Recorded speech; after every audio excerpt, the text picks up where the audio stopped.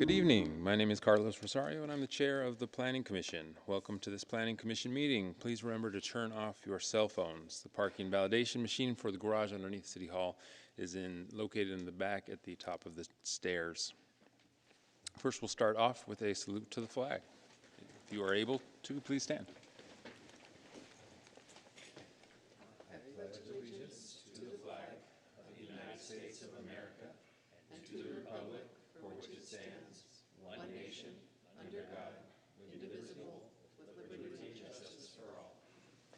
Almost got it to my last meeting. Almost, someday. Okay, next we'll move to the roll call. Vice Chair Bickford. Here. Commissioner Borosio. Here. Commissioner Bondal. Here. Commissioner Cantrell. Here. Commissioner Cow. Here. Commissioner Casey. Here. Commissioner Escobar. Here. Commissioner Nguyen. Here. Commissioner Oliverio. Yes. Commissioner Young. Here. Myself is here, and we have a full house. All right. Summary of hearing procedures. If you want to address the commission, please fill out a speaker card located on the table near the audiovisual technician and deposit the completed card in the basket. There are also speaker cards in the back of the chambers and at the side entrance. The procedure for the hearing is as follows. After staff's presentations, applicants or appellants may make up to a 5-minute presentation.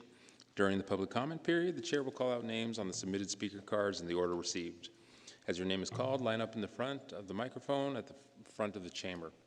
Generally, each speaker will be given 2 minutes for public testimony, and speakers using a translator will have up to 4 minutes. At the discretion of the chair, the time allotted to each speaker may be changed depending on the number of items on the agenda, the number of speakers, and other factors. Speakers using a translator will have double the time allotted. After the public testimony, the applicant or appellant may make closing remarks for up to an additional 5 minutes. Planning commissioners may ask questions of the speakers. Response to commissioner questions will not reduce the speaker's time allowance. The public hearing will then be closed, and the Planning Commission will take action on the item. The Planning Commission may request staff to respond to public testimony, ask staff questions, and discuss them. If you challenge these land use decisions in court, you may be limited to raising only those issues that you or someone else raised at this public hearing or in written correspondence delivered to the city at or prior to the public hearing. The Planning Commission's action on rezonings, pre-zonings, general plan amendments, and code amendments is only advisory to the City Council. The City Council will hold public hearings on these items. Section 20, 120, 400 of the Municipal Code provides that the procedures for legal protests to the City Council on rezonings and pre-zonings. The Planning Commission's action on conditional use permits is appealable to the City Council in accordance with Section 20.100.220 of the Municipal Code. Agendas and all staff reports for this meeting may be accessed at the city's website. Call to order. Now, before I begin, I want to remind the Planning Commission and members of the public to follow our code of conduct at meetings. This includes commenting on the specific agenda items only and addressing the full body. Public speakers will not engage in a conversation directly with commissioners or staff. All members of the Planning Commission, staff, and public are expected to refrain from abusive language. Repeated failure to comply with the code of conduct, which will disturb, disrupt, or impede the orderly conduct of this meeting, may result in removal from the meeting. This meeting of the Planning Commission will now come to order. And if I could add one thing, I saw a comment that we received that said some planning commissioners have made demeaning comments about folks may or may not want housing. If we could make sure that we're respectful here, that'd be great. Okay, public comment time. Public comments to the Planning Commission on non-agendized items. Please fill out a speaker card and give it to the technician for any non-agendized item. Each member of the public may address the Commission for up to 2 minutes. The Commission cannot take any formal action without the item being properly noticed and placed on the agenda. In response to public comment, the Planning Commission is limited to the following options: responding to statements made or questions posed by members of the public, requesting staff to report back at a matter at a subsequent meeting, or directing staff to place the item on a future agenda. Do we have any speakers for public comment for items that are not on the agenda tonight? We do not. Okay, on to deferrals and removals from the calendar. Any item scheduled for hearing this evening for which deferral is being requested will be taken out of order to be heard first on the matter of deferral or removal. Staff will provide an update on the items for which deferral and removal is being requested. If you want to change any of the deferral dates recommended or speak to the question of deferring or removing these or any other items, you should say so at this time. Staff, do we have any items to defer today? We do not. Okay. We'll move on to the consent calendar. Agenda item 4. There will be no separate discussion of individual consent calendar items, as they are considered to be routine and will be adopted by one motion. If a member of the commission requests debate, separate vote, or recusal of a particular item, then that item may be removed from the consent calendar by the chair and considered separately. The public may comment on the entire consent calendar and any items removed from the consent calendar by the chair. Staff will provide an update on the consent calendar. If you wish to speak on one of these items individually, please come down to the podium at this time. Do we have any speakers on the consent calendar, staff? We do not. Motion to approve the consent calendar? Second. Okay, we have a motion and a second to approve the consent calendar, which solely consists of the minutes. So we'll go to roll call vote. Vice Chair Bickford. Yes. Commissioner Borosio. Yes. Commissioner Bondal.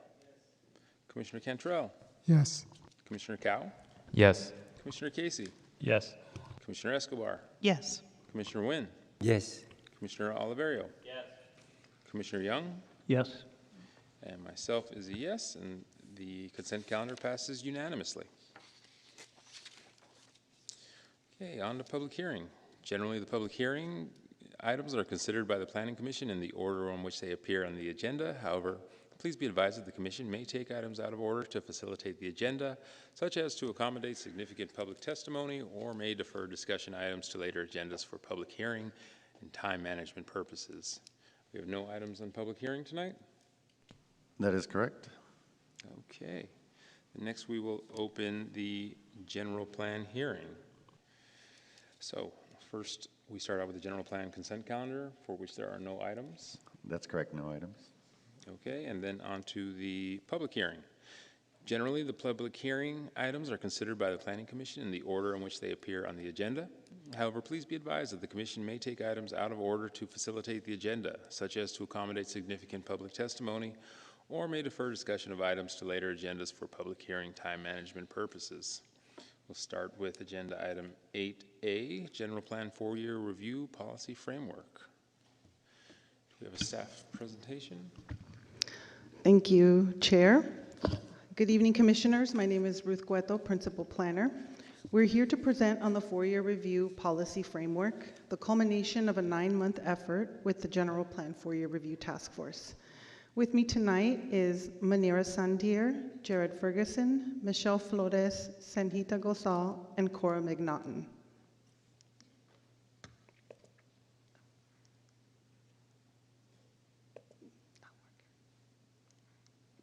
Okay, there we go. Thank you. So the General Plan 4-Year Review is required per Goal IP-2 and provides an opportunity for the city to evaluate its progress toward key goals and make any necessary adjustments to the general plan. 2 other major drivers of the current 4-year review are to maintain legal compliance with the city's current housing element and to lay the groundwork for the next housing element to begin in 2031. This review focused on 4 topics, which were to increase residential capacity, looking at our jobs and employed residents balance, small multifamily housing, and the urban village strategy. Per IP 2.11, the 4-year review begins with the initiation of the task force process. This year, the Planning Commission served as a task force, which allowed an opportunity to engage with the public, provide staff's analysis, and help us achieve the general plan's goals. At these task force meetings, staff presented reports with data and analysis. The task force provided feedback and questions to help guide that work. It was an iterative process, and the resulting outcome was the policy framework, which is what we will present to you today. The 4-year policy framework is a set of recommendations on policy and land use changes across all the 4 topic areas. The framework will guide the next phase of work, which will consist of general plan and general plan text amendments, ordinance changes. The final recommendations presented to the Planning Commission and City Council will be in December 2027. With this, I will hand it over to Michelle. Good evening, Commissioners. Michelle Flores, and I will be covering outreach. So outreach for the four-year review began at the end of 2025. Staff held a virtual community meeting and created short videos describing the general plan and four-year review topics. The videos were posted on the General Plan Four-Year Review project webpage and YouTube and were shared across social media platforms. Outreach for the four-year review consisted of 5 community meetings, including 4 open houses, 16 stakeholder meetings, 6 neighborhood meetings, 3 focus group meetings, 1 with the San Jose for All Advisory Group, and 2 facilitated in partnership with the Disability Advocacy Consultant, 8 task force meetings, and 5 intergovernmental meetings. More than 800 community members participated in the in-person open houses, and over 422 comments were received. A virtual version of the open houses was also offered and included the same information and activities. Approximately 400 community members participated and 610 comments were received. We received comments in English, Spanish, Vietnamese, and Chinese. We also had 272 community members sign up for the email list and had over 350 members and leadership groups receiving project updates. Planning staff worked with the Office of Racial and Social Equity throughout the project. Community engagement opportunities were promoted through various platforms, including PBCE landing page and email list, PBCE and ORSC social media, and external community partner newsletters. Flyers for the open houses were also distributed at 11 community centers and all libraries throughout the city. Staff prepared an outreach summary memo that summarizes comments received throughout the project across the various feedback formats. The summary was posted on the project webpage and includes a list of all the meetings held. Overall, the feedback received throughout this process reflected the community's recognition of the need for more housing, including more affordable housing. There was support for mixed-use and transit-oriented development to reduce the dependence on automobiles and create walkable neighborhoods. We heard concerns about how the increase in housing would impact neighborhoods. There were concerns about infrastructure capacity, traffic, and parking. A recurring theme throughout all topics was the need to create complete communities rather than simply adding housing units. Participants asked us to consider including community spaces, neighborhood serving retail, public gathering spaces, parks, and improved transit when implementing these four-year topics.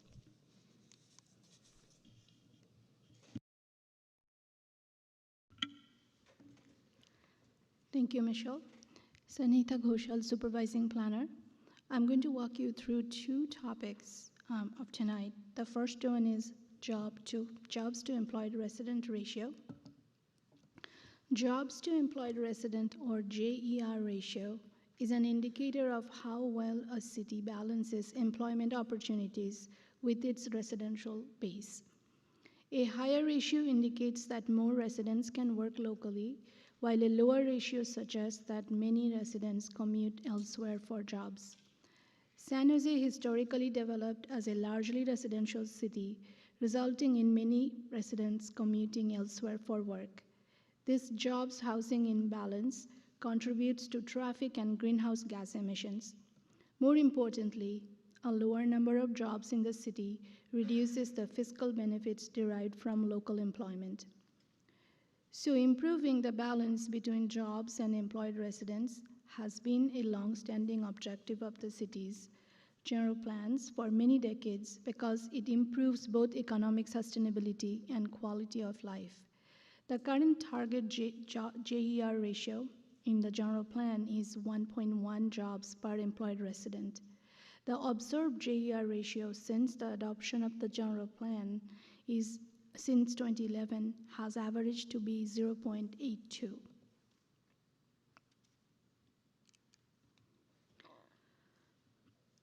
The JER ratio depends on multiple demographic and economic factors.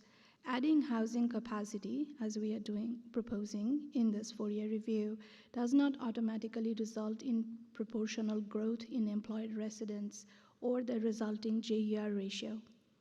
And based on projections from multiple agencies, San Jose is not expected to experience population growth significantly beyond what was assumed in the 2015 analysis when the current JER ratio was adopted or updated.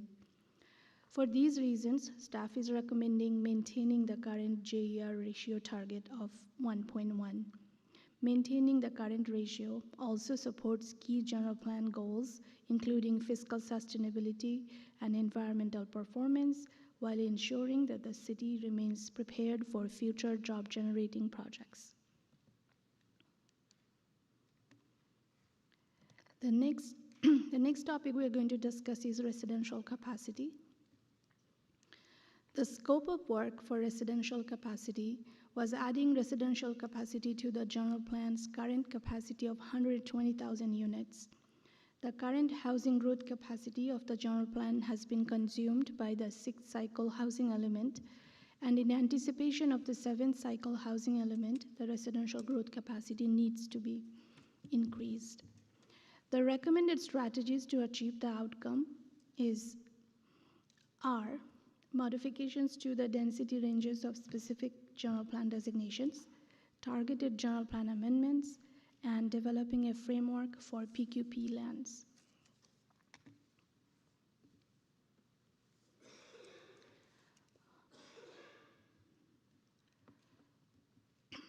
As part of the small multifamily strategy, as we'll discuss later tonight, the residential neighborhood designation is proposed to be updated to allow a maximum density of 32 dwelling units per acre.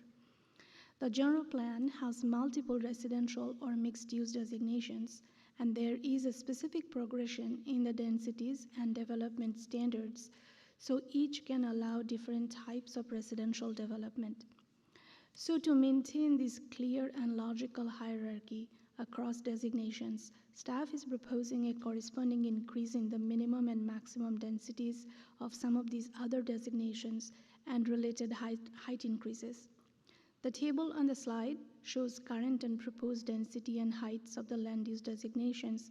Staff is recommending the changes too. The maximum density of residential neighborhood is proposed to change from 8 units to 32 units per acre.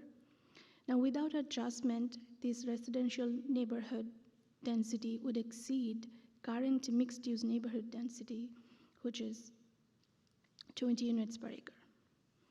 The mixed-use designation is proposed, therefore, to change from the current density, 30, I misspoke, it's 30 units per acre. And this 30 units per acre current max density is proposed to change to a range of 20 to 50 units per acre for mixed-use neighborhood. This adjustment restabilizes mixed use as a higher density designation related to residential neighborhood and provides a transition between higher and lower density. Because the revised mixed-use neighborhood designation is intended to function as a mid-density residential designation, this added minimum density would allow for townhome projects, a much-needed housing type that is currently financially feasible and in demand citywide. And lastly, urban residential, or UR, is proposed to change from the current range of 30 to 95 units per acre to 50 to 95 units per acre.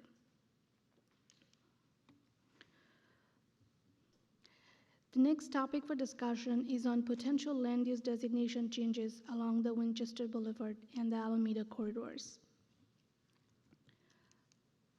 For the Winchester Boulevard corridor between Newhall and Forest Avenue, staff conducted a side-by-side analysis of 20 parcels and is proposing the following changes.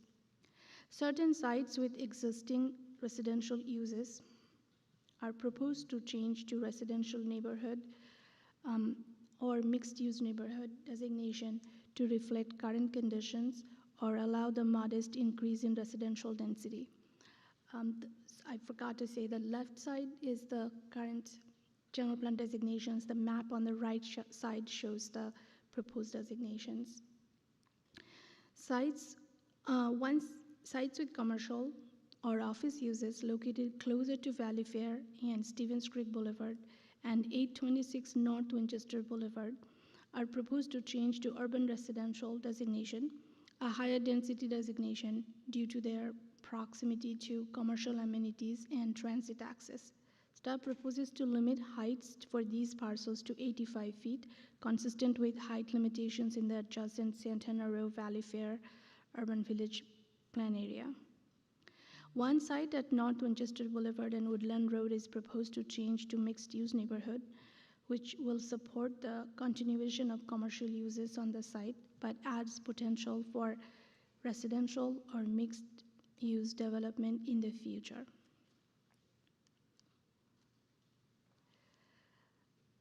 These two, currently the two areas that are bordered with red on the map, on the right-hand side map shown on the slide, are where the UR or urban residential is proposed. The map that was attached as Exhibit A to the staff report showed the parcel at 850 North Winchester Boulevard at Corey Avenue and 825 North Winchester Boulevard at West Heading also as changing to urban residential. That was an oversight. No changes proposed to these two sites.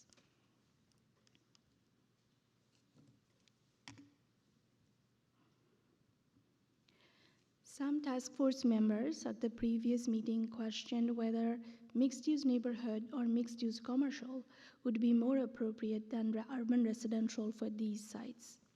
One goal of the 4-year review process is to identify housing opportunity sites needed to help meet the city's 7-cycle regional housing needs allocation or RHNA obligations. Accordingly, staff's recommendation was guided by the goal of maximizing housing yield, with urban residential proposed for sites near transit, jobs, and amenities that are better suited for higher density residential development. By comparison, mixed-use neighborhood would more likely result in lower density townhomes or condominium projects. The table here on the slide illustrates the unit yield comparison of these sites under different land use designations.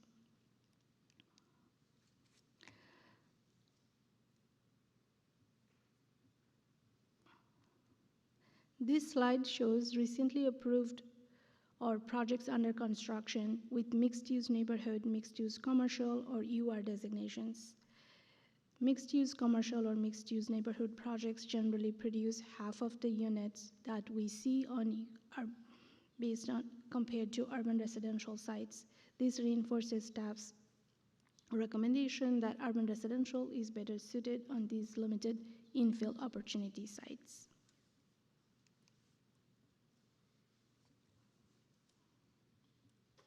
For the Alameda corridor between Interstate 880 and Pershing Avenue, staff conducted a site-by-site analysis of 73 sub-parcels with the neighborhood community commercial designation, outlined in the black on the map, and one site with the public quasi-public land use along the same corridor.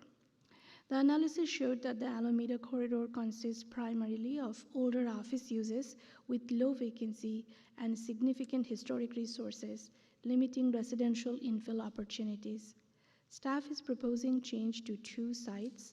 For 1860 the Alameda, the 2 sites are shown with red borders here on the right-hand side map. For 1860 the Alameda, which is the Rose Garden Inn, has an attached restaurant at the front, proposed to change to urban residential designation. And for 1541 the Alameda, which is YMCA with a large surface parking lot and a public quasi-public land use designation, staff is recommending changing the land use designation of only the parking lot portion of the site to urban residential.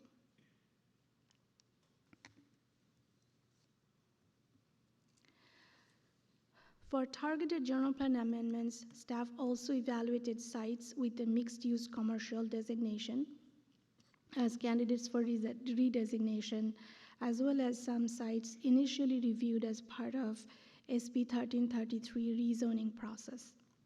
The mixed-use commercial designation was originally intended to support mixed-use development with a strong commercial component. Since then, market conditions and housing policies have made those projects less feasible, so staff evaluated whether some MUC sites are better suited for residential or more flexible mixed-use designations. After evaluating these sites, staff identified that many MUC sites continue to provide important neighborhood-serving commercial functions within active commercial corridors, and they also exhibit low retail vacancies and strong commercial demand. Staff is recommending a site-specific analysis using a proposed set of criteria to identify sites with varying levels of opportunity or constraint for residential conversion or stronger commercial preservation. And lastly, as part of SB 1333 mandated rezoning efforts, staff identified a list of sites for potential general plan designation changes to better align with existing conditions. Staff proposes to evaluate these parcels based on surrounding land uses, current and historic uses, parcel size, redevelopment potential, and broader policy context, and to recommend general plan changes to selected sites as appropriate.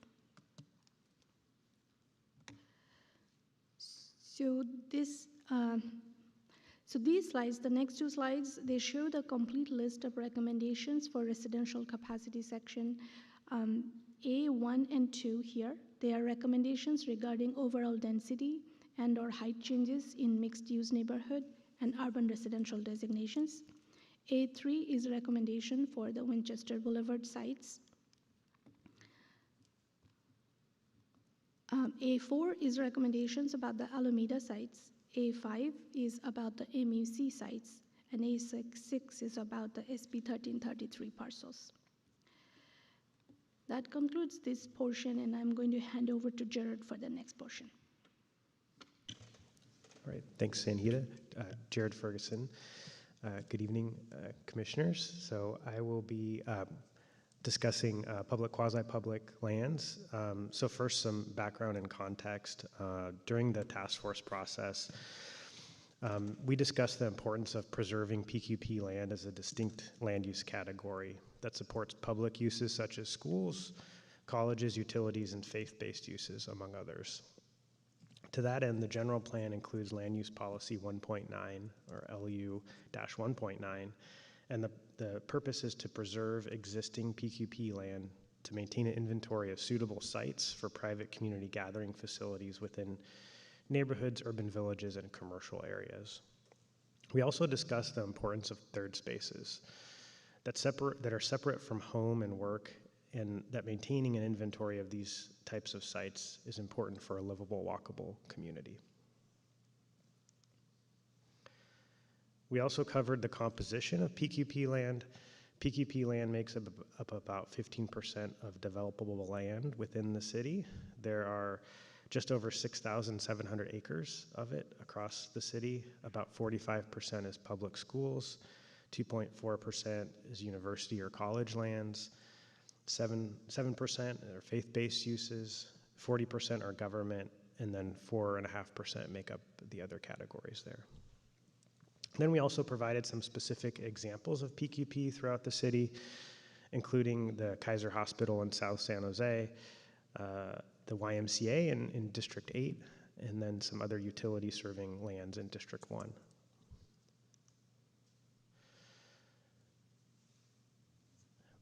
The way in which PQP fills in open space and park deficient gaps is another aspect we highlighted to show how PQP land further serves the community. Public access and utilization of school sites varies greatly throughout the city depending on the school district, but the city does have joint use agreements for public access to at least 44 school spaces throughout the city. This is just one example in West San Jose along Saratoga Avenue. This shows the areas outside of, the areas outside of the green bubbles are those that are not within a quarter mile of a park or public space. And then the purple are those PQP sites that are outside of those green areas.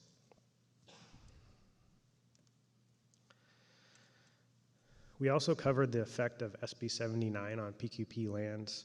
About 30% of all PQP land is within SB 79 covered areas and could develop as residential after July 1st.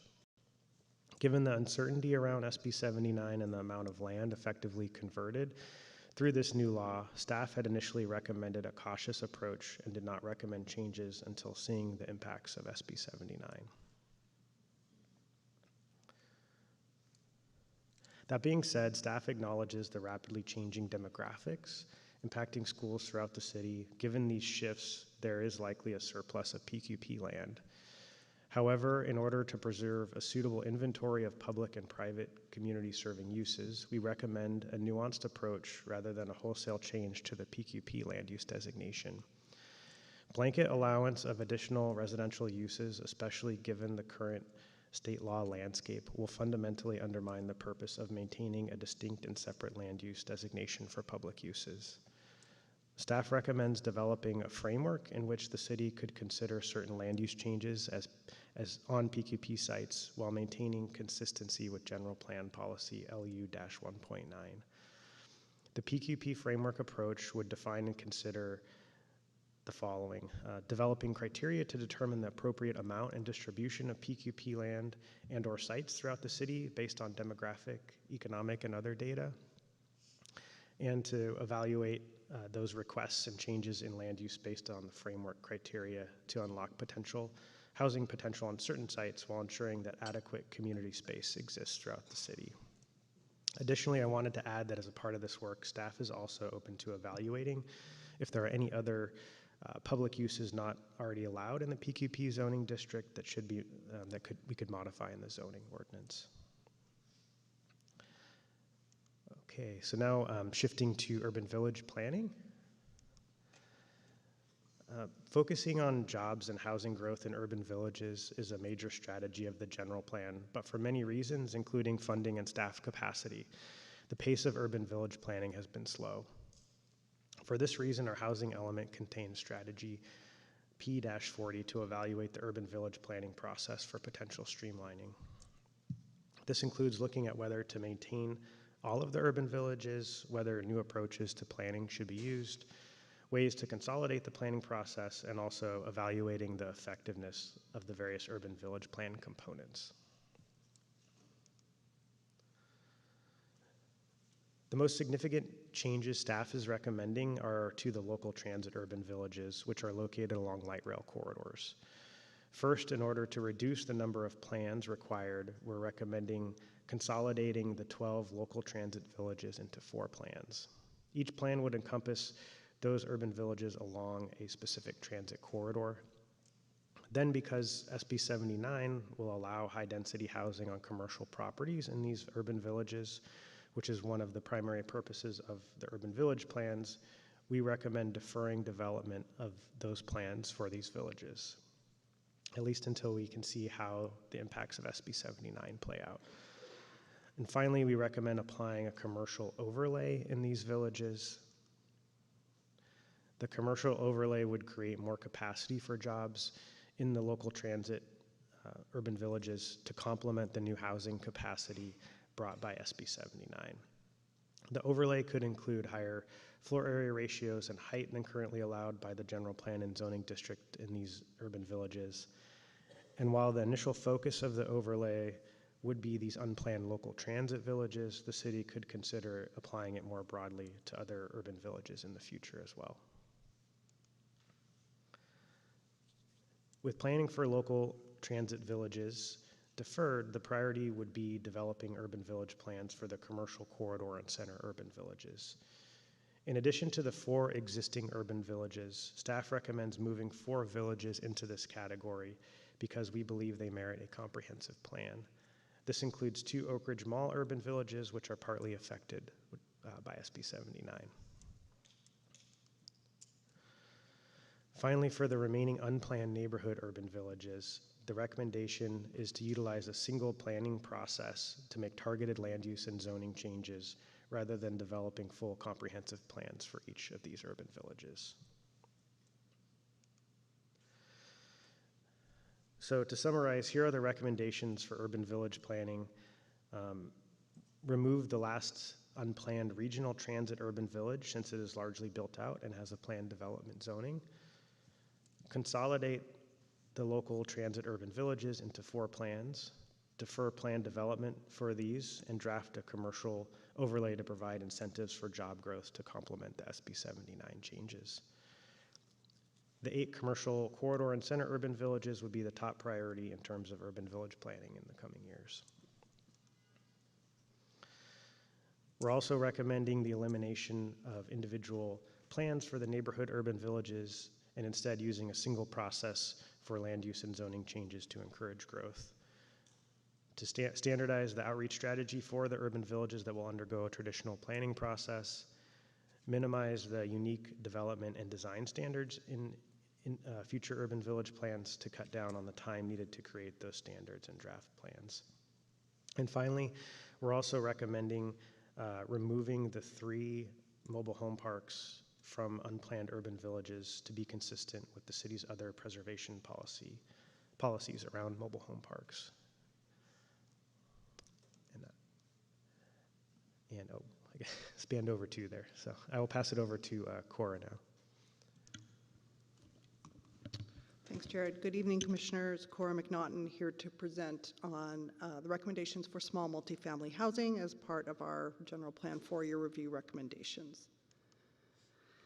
So to provide some context for the work on small multifamily housing, which we also have referred to as missing middle housing, we go back to strategy P35 of the housing element. Through this strategy, the city has committed to allowing small multifamily projects in single-family neighborhoods, either as a buffer around urban villages or more broadly throughout the city. And as we have discussed with the task force, staff's recommendation is to go broader than the urban villages by allowing up to 32 units per acre on most properties within the residential neighborhood land use designation. Residential neighborhood encompasses more than 80% of all land designated for residential development in the city. And this designation currently allows up to 8 dwelling units per acre. So this table, which you've seen before, shows the breakdown of residential neighborhood parcels by area. 84% of all residential neighborhood parcels are between 3,000 and 8,000 square feet in area.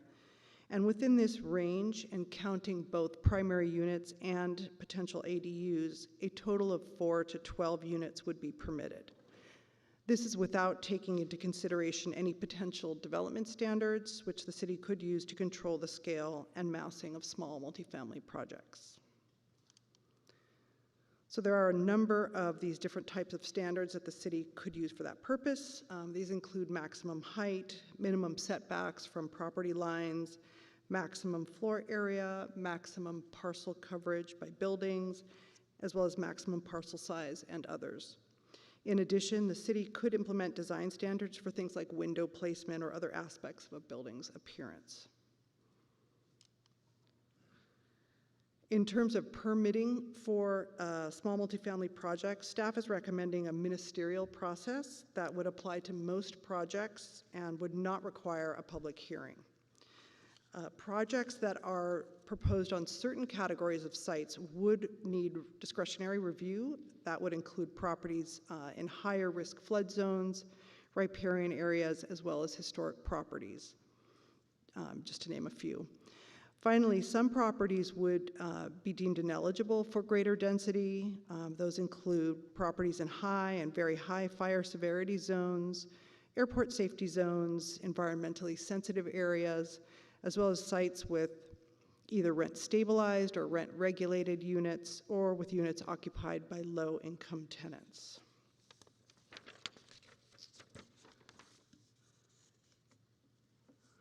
So again, here's a summary of our recommendations. The general or base recommendation is to increase the density in the residential neighborhood land use designation to 32 units per acre. Staff would develop a set of standards for these projects for consideration by the Planning Commission and City Council. At this time, staff is supporting a height maximum of 35 feet and 3 stories, but more work is needed to determine the impact of other development standards on project feasibility as well as on surrounding properties. Additional standards could also be implemented for projects located on historic properties. So as mentioned, some properties would not be eligible for the increased density due to health and safety concerns on these sites. I've listed those before. And then finally, approval of small multifamily projects would be ministerial in most cases, but discretionary for specific types of properties. And I'm going to hand it back over.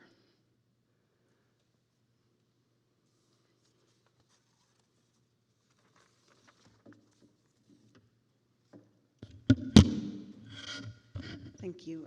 So I will quickly walk us through next steps.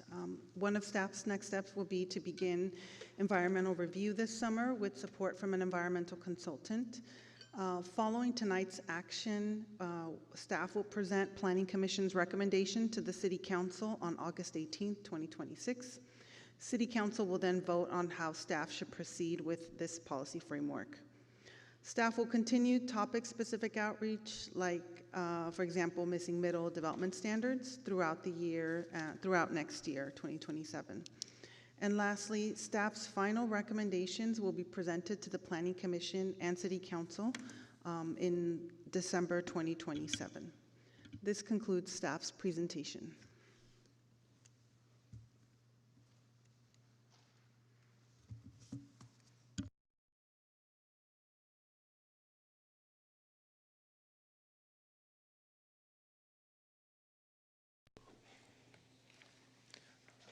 All right, staff, thank you for that presentation. Okay. I guess next is public comment. All right, here we go. All right, so if I call your name, please come down. We'll try to do 3 or 4 at a time. Come down to the microphone, state your name, and you have 2 minutes. So we will start out with Michelle, Leanna Olif, and Ken Hiddleman.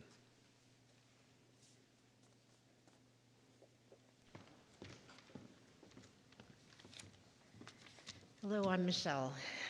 Corey residents are not all homeowners and in the 50-plus age range, although that may be true of the faces that you saw at the June 3rd meeting and tonight. Corey neighborhood includes apartment dwellers, young adults living with their parents, multi-generational families, renters of houses, renters of ADUs, we have many ADUs, renters of rooms inside houses, and more. We have children of all ages. Corey neighborhood has frequent older adult and disabled pedestrians at the intersections of Heading and Winchester and Forest and Winchester from adjacent neighborhoods, including from Valley Village Retirement Community, from apartments behind the Walgreens, and from apartments in the Agri-Hood.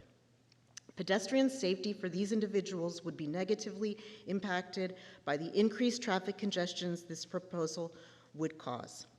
Original houses in Corey neighborhood were built modestly, with many of the homes still small and many multi-generational families in Corey.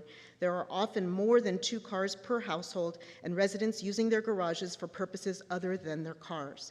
Plus, the preponderance of ADUs brings additional cars that need to park in the neighborhood. My point here is that many Corey neighborhood residents use street parking and already have difficulty doing so in the zone between Heading and Forest, which has been terribly impacted by overflow parking from Valley Fair since they began charging for parking. This proposal will have an outcome of converting successful businesses to pure residential, which contradicts San Jose's goal of preserving the business tax base and employment opportunities. Corey residents value and patronize these businesses. I care about the current and future residents of Corey, and I care about the businesses along Forest and Winchester, how they contribute to the quality of life and the tax revenue and jobs they bring to the city. Rezoning to anything other than mixed-use neighborhood would have serious negative consequences for the neighborhood. It is not smart planning and cannot be justified with the arguments that have been presented. Thank you.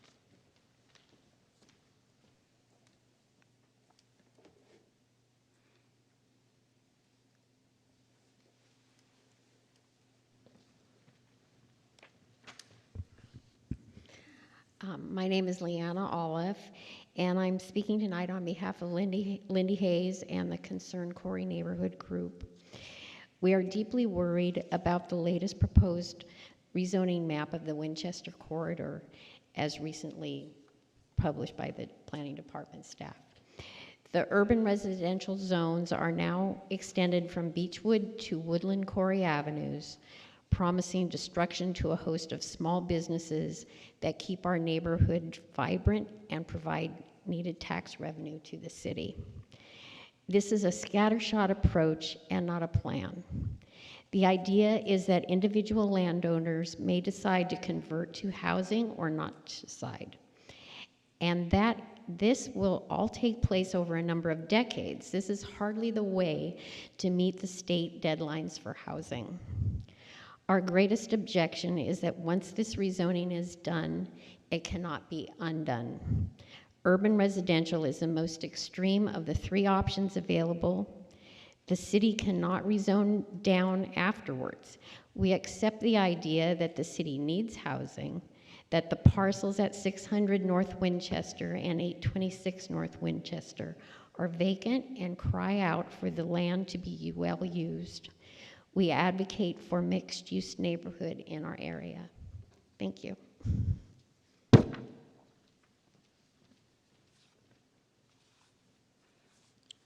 All right, next we'll have Kelly McDonough, Lisa Miller, and Robert Wood.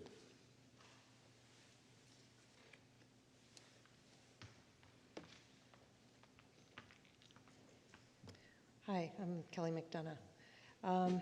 San Jose has a long history of very thoughtful planning, infilling rather than sprawl, densifying at transit hubs. I have a house in the Corey neighborhood. I've tried using public transportation in and out of the neighborhood. It's almost non-existent. You'd be better off walking in most cases than you would be trying to get a bus, which is really the only public transportation you're going to find in the neighborhood. I'd invite any of you to come to the neighborhood and try the bus system. You're just not going to get anywhere very fast. Because of this, changing the zoning in the Winchester Boulevard corridor will lead to traffic and pedestrian dangers. It's contrary to San Jose's Vision Zero, which is a vision to make pedestrian use safer. Please, let's stick to densifying near transit hubs like light rail, BART, and Caltrain. Thank you.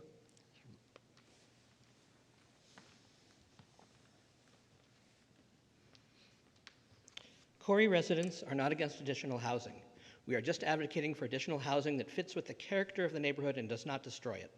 Mixed-use neighborhood zoning would provide additional units while preserving livability for both the additional and existing residents. The proposed changes to MUN would allow 4 to 5 stories and a base density of 50 dwelling units per acre.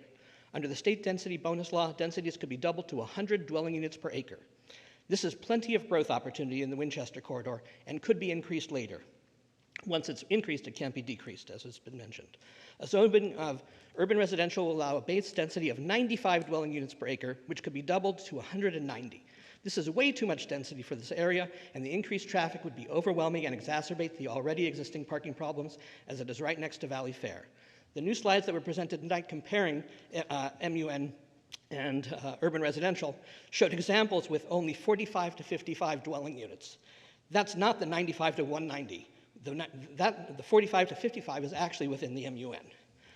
Cars will be required by the hundreds of new residents per building of added density in the zone. The claims that cars will not be needed for these new residents is ludicrous.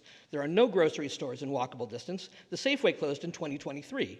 One cannot go grocery shopping at a reasonable budget in Valley Fair or in Santana Row. And the claimed Valley Fair Transit Center on Forest closed in 2021. The new residents will also need cars to commute to their jobs. Buildings with inadequate parking just do not work. Look at the Fay and other struggling sites recently in the news. Rejecting UR zoning does not mean no growth. It is not a binary decision between outrageous growth or no growth. Please support reasonable growth, MUN zoning. No other neighborhood has been targeted with these continued attacks on their ability to maintain their character and to survive as a livable community. It is not fair and should be reined in. Thank you very much.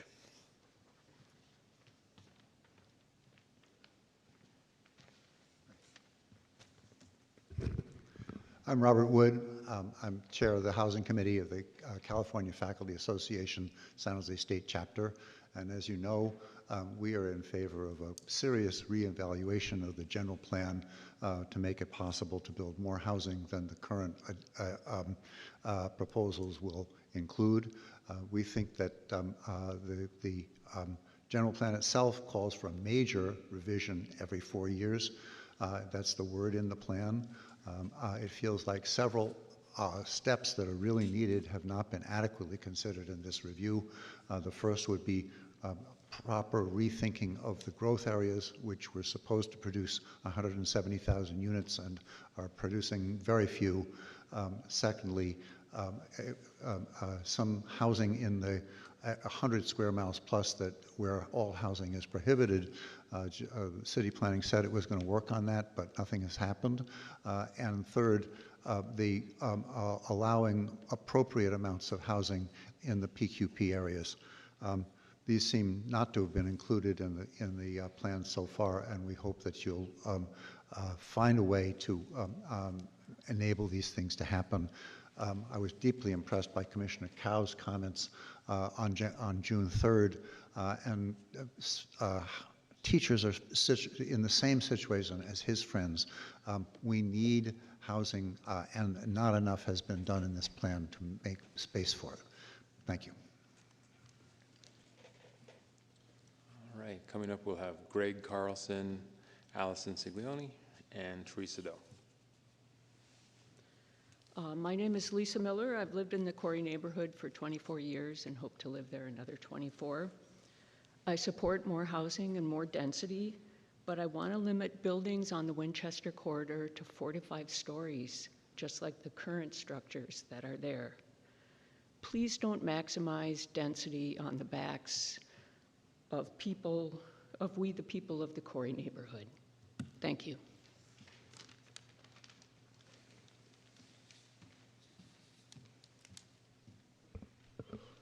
Good evening, Allison Singalani, Director of Policy with SV at Home. We submitted a letter earlier today signed by leaders from school districts, faith congregations, housing, and community-based organizations expressing our strong support for expanding the allowable permitted uses on school and faith lands designated PQP as part of the General Plan 4-year review. We oppose an approach that would limit the expansion of allowable community-serving uses to some sites but not others, as we believe this could unintentionally interfere with the difficult decisions school districts and faith congregations must make in close partnership with their communities. It would also create equity impacts, as options available to one school district, community, or faith congregation may not be available to another. Finally, an uneven approach is likely to accelerate the loss of PQP sites to non-community uses, as school districts and faith congregate communities that lack the resources to navigate a lengthy and uncertain approval process may be forced to sell their land outright rather than retain ownership and redevelop it in ways that both strengthen their long-term financial sustainability and continue to serve the community. Some of the desired community-serving uses not allowed at all under current PQP include but are not limited to 100% affordable housing, public workforce housing, a commercial kitchen to support small home-based food entrepreneurs, and small neighborhoods serving retail. Desired uses that require a special use permit, currently adding 591 days to the permitting process, include but are not limited to a daycare center, social services agency, medical clinic, certified farmers market, vocational school, gym, or community theater. Housing for school districts' own workforce is permitted only because state law now overrides our general plan. San Jose's average school site at nearly 10 acres is large enough to hold a school, housing, and additional community-serving uses. That very configuration is winding its way through negotiations right now in Alum Rock Union School District. Citywide expansion of allowable permitted uses help ensure these institutions can help serve their communities for decades. And Lori Droste also.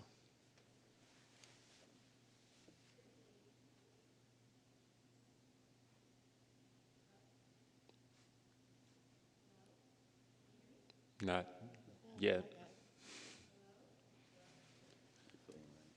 Wait till the light turns red. Hello?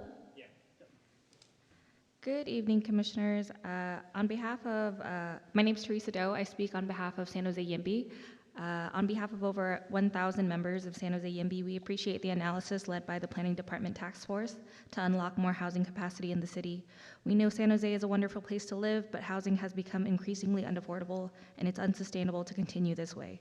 Reassessing our public, quasi-public lands and increasing density in mixed use and residential neighborhoods are necessary steps the city must take to support its existing population and build new homes for new families. We urge the Commission to adopt staff's recommendation to increase density in the identified neighborhoods, as it'll permit new families to live in these areas, such as teachers, healthcare workers, and young families. Let's build more housing for more families. Thank you.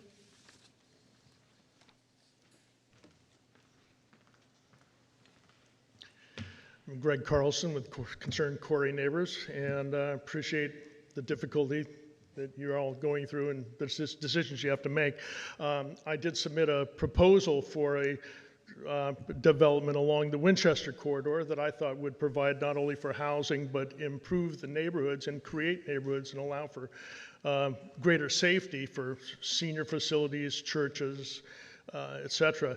I guess there's now a greater percentage of urban residential now that's showing up on the map, and I'm not sure why, but there's great consideration, it appears, given for the Alameda corridor, which is closer to downtown San Jose and their businesses. But I just want to put in my pitch again for mixed-use neighborhood for the Winchester corridor and 826 North Winchester. Thank you.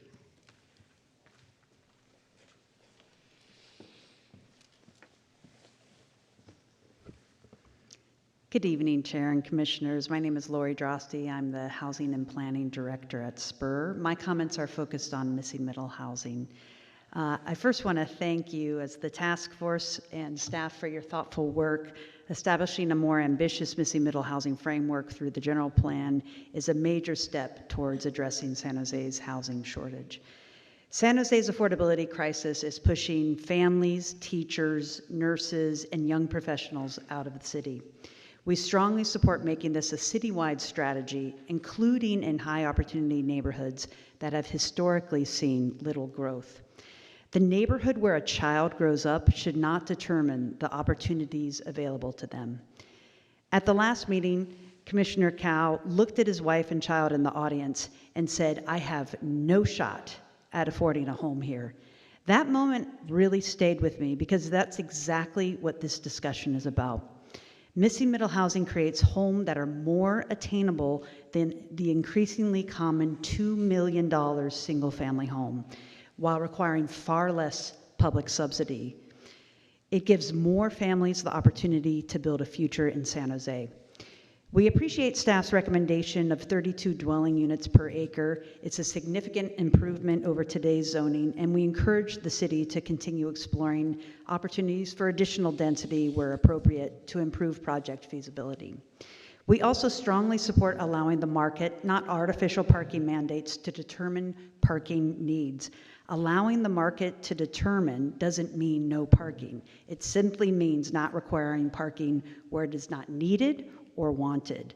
Unnecessary parking requirements increase housing costs, consume valuable land, and make projects harder to build.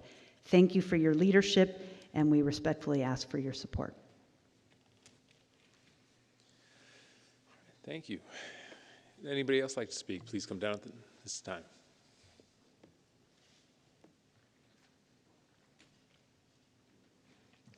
Please state your name also.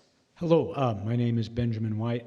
I live in the Winchester corridor area, and I am mindful of the fact that San Jose needs to bring 30,000 new housing units online in the not too distant future, but I'm also concerned about the character of our neighborhood and the quality of life there, and too many high-rise buildings showing up in our neighborhood. And that's why I'm reiterating previous comments calling for mixed-use neighborhood as the best compromise in our neighborhood. Thank you.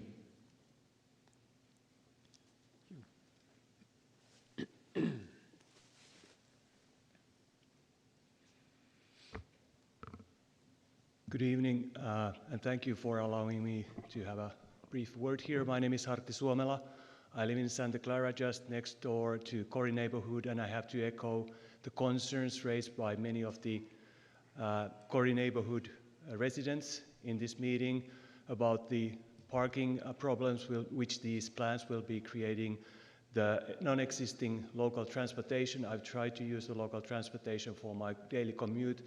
It doesn't work reliably enough for me to be able to do it, so that doesn't support the amount of new people which the plans presented here will bring, and also the lack of grocery options in the neighborhood means that people are driving more than plans are really counting for, so there will be more cars in the residence because of these plans. So I urge you to come up with a little bit less dramatic expansion of the housing and housing amounts in the Winchester area. Sorry, I've been talking about the Winchester corridor. And I understand that there is more need for housing, but it cannot come with the cost of all these existing residents in the Corey neighborhood and the close-by neighborhoods. Thank you. All right, any other public comment? Nothing from VTA? Okay. All right, then we'll move on to the commissioners. Let's see. Commissioner Casey, did you have something to say about the process or a general comment or? Question. Go ahead. Oh, thank you, Chair. So a couple things. First, I guess more of a statement of where I stand on the PQP portion of it, hearing all the different opinions and from staff as well.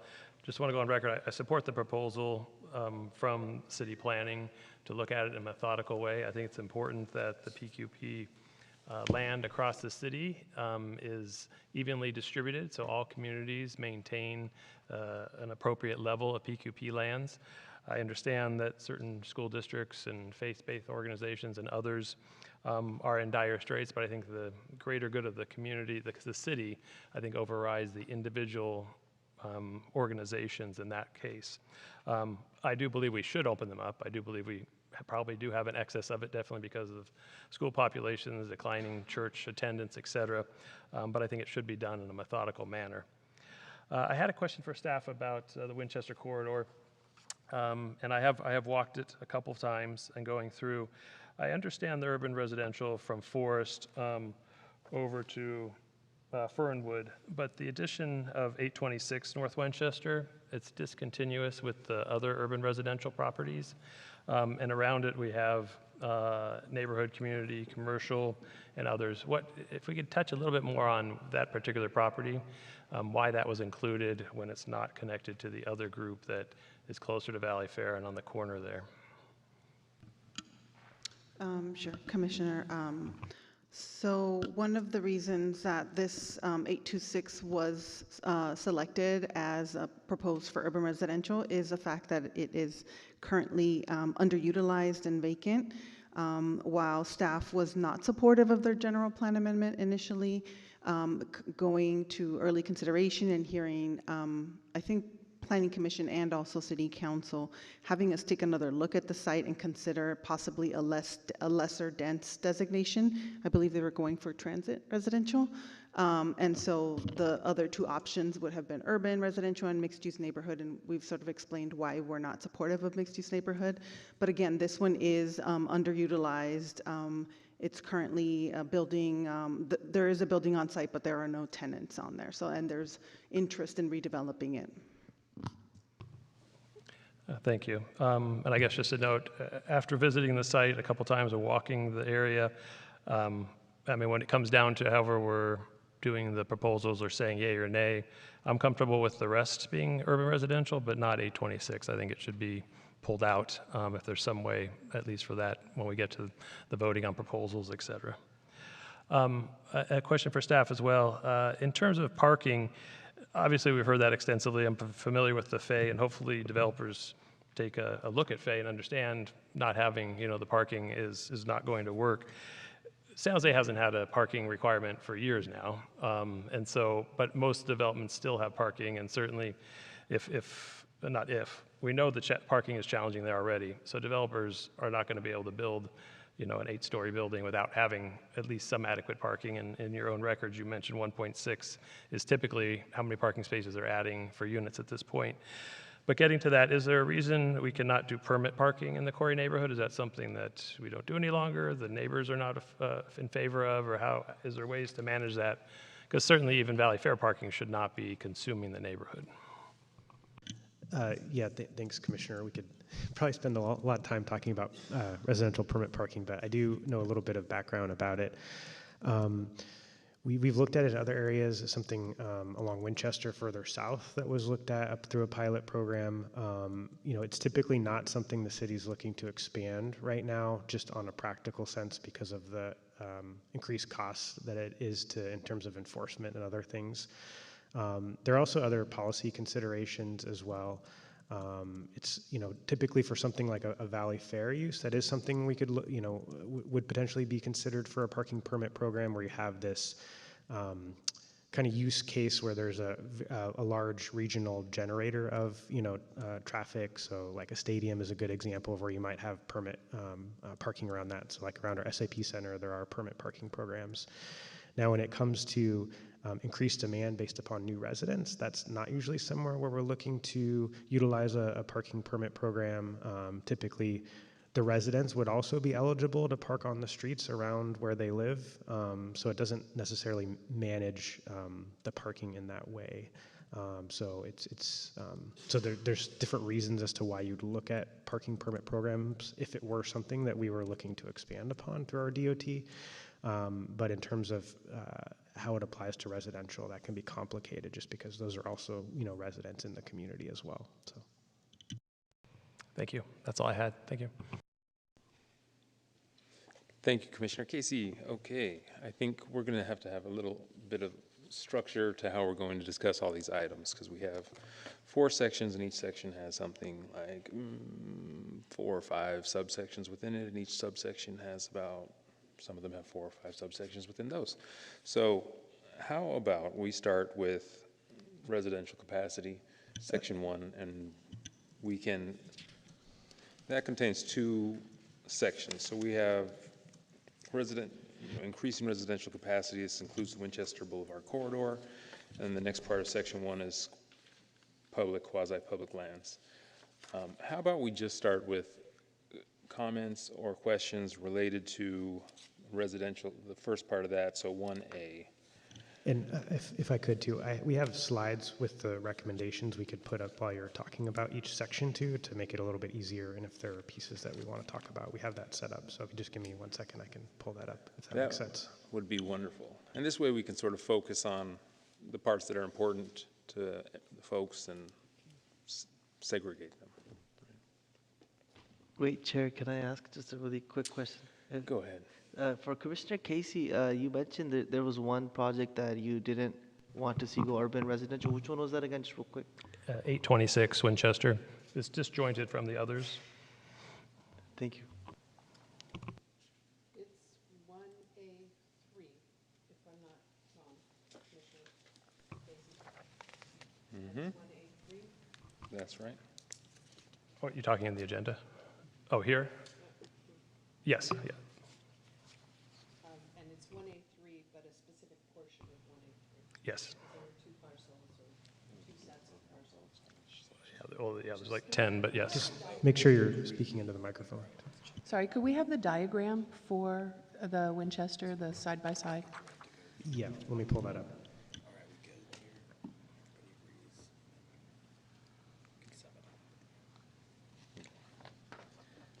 Do you want to go? We could start with just 1A.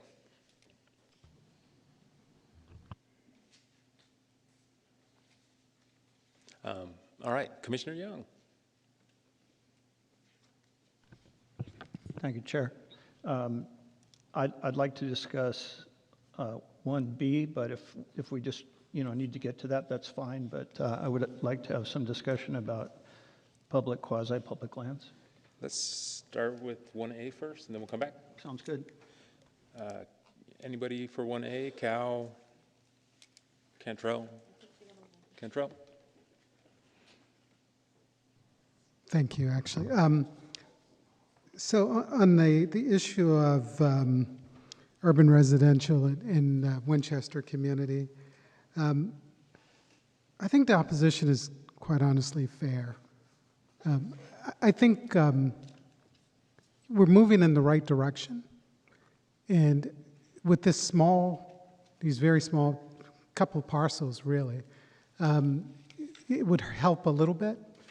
But I don't think with density bonus, it changes enough that it matters, to be completely honest with you. I think when the community came forward and were more than willing to adjust, to compensate more housing in their community, it's a far cry more than most. And I think we should maybe respect that. I think also that the impact that we get from just going with mixed use is a sufficient first step. Maybe we don't have to boil the ocean. I will, however, make one recommendation to the community, a marketing term probably. I would not use character of my community. That is kind of a dog whistle from someone else, just saying. But otherwise, I would support the community's interest on that one. Thanks. MUN. What's that? MUN. MUN. Yes. Yes, mixed-use neighborhood, yeah. Commissioner Oliverio, did you have something about 1A?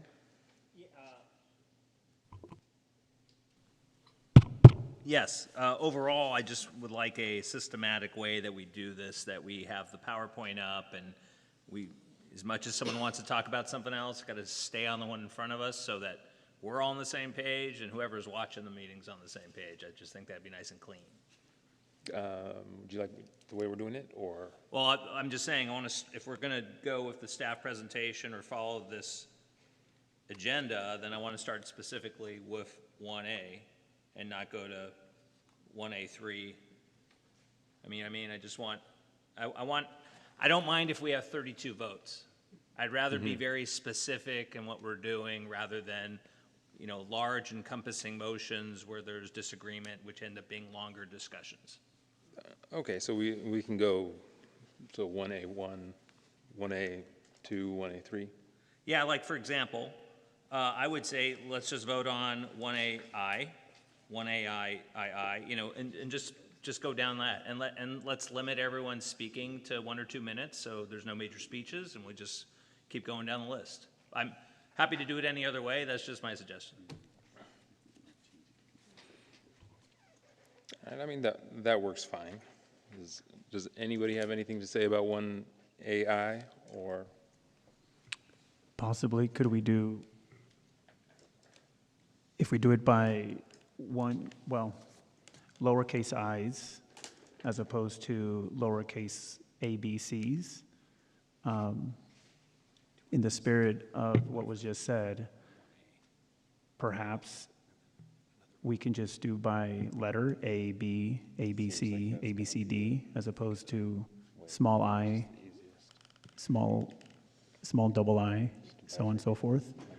But again, maybe we do need to go down to the details.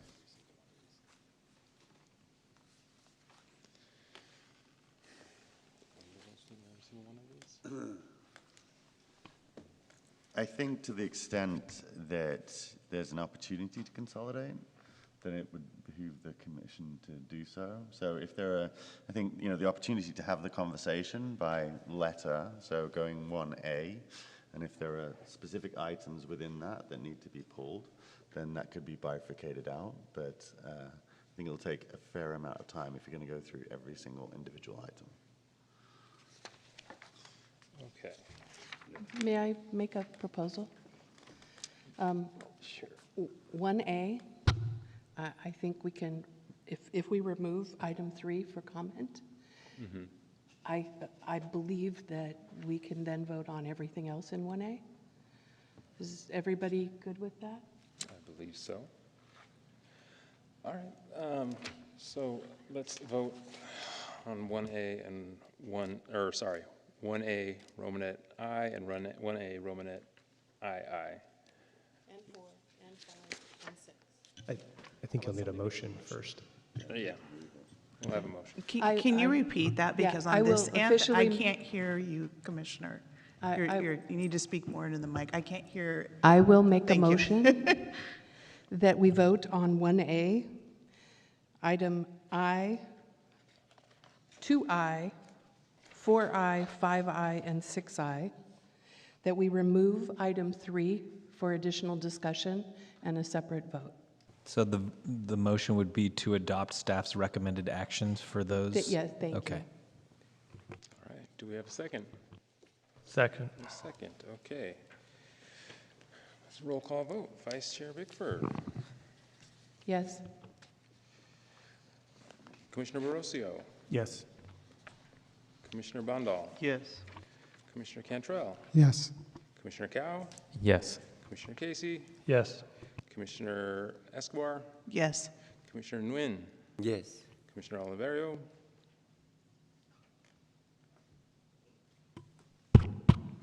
No, and I'd love an opportunity to share why I'm voting that way. That maybe having comment after or before the vote. Comment after works. Commissioner Young. Yes.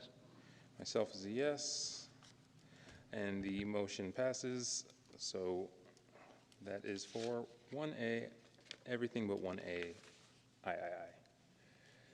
Commissioner Oliverio. Yeah, my main reason for the no vote is having to do with the 32 units to the acre in residential neighborhoods. Overall, this is something that the feedback from actual neighborhood residents, not interest groups, is not in favor of such. Am I talking about the wrong item, Jared? You're looking like there's internal discussion. It's actually it's not part of this motion. It would be under small multifamily. Yeah, 32 is section 2. That's why I like the PowerPoint. All right, so then with this being said, this is just the densifications of the existing zonings. I can support that. Yes, this is only So for I'm MUN gonna- and UR. I'm going to reconsider my no vote and vote yes. Can you do that? Yeah. All right. All right, passes unanimously. All right, on to 1A3, the Winchester Corridor. Comments, questions from? Who was the second on the last one? Second was Cal. Okay, 1A3, comments, questions from commissioners on the Winchester Corridor. Already Commissioner Cantrell suggested MUN. Commissioner Bickford. Second. I'd just like to know first if Commissioner Cantrell is going to make a motion about what to do with number 3.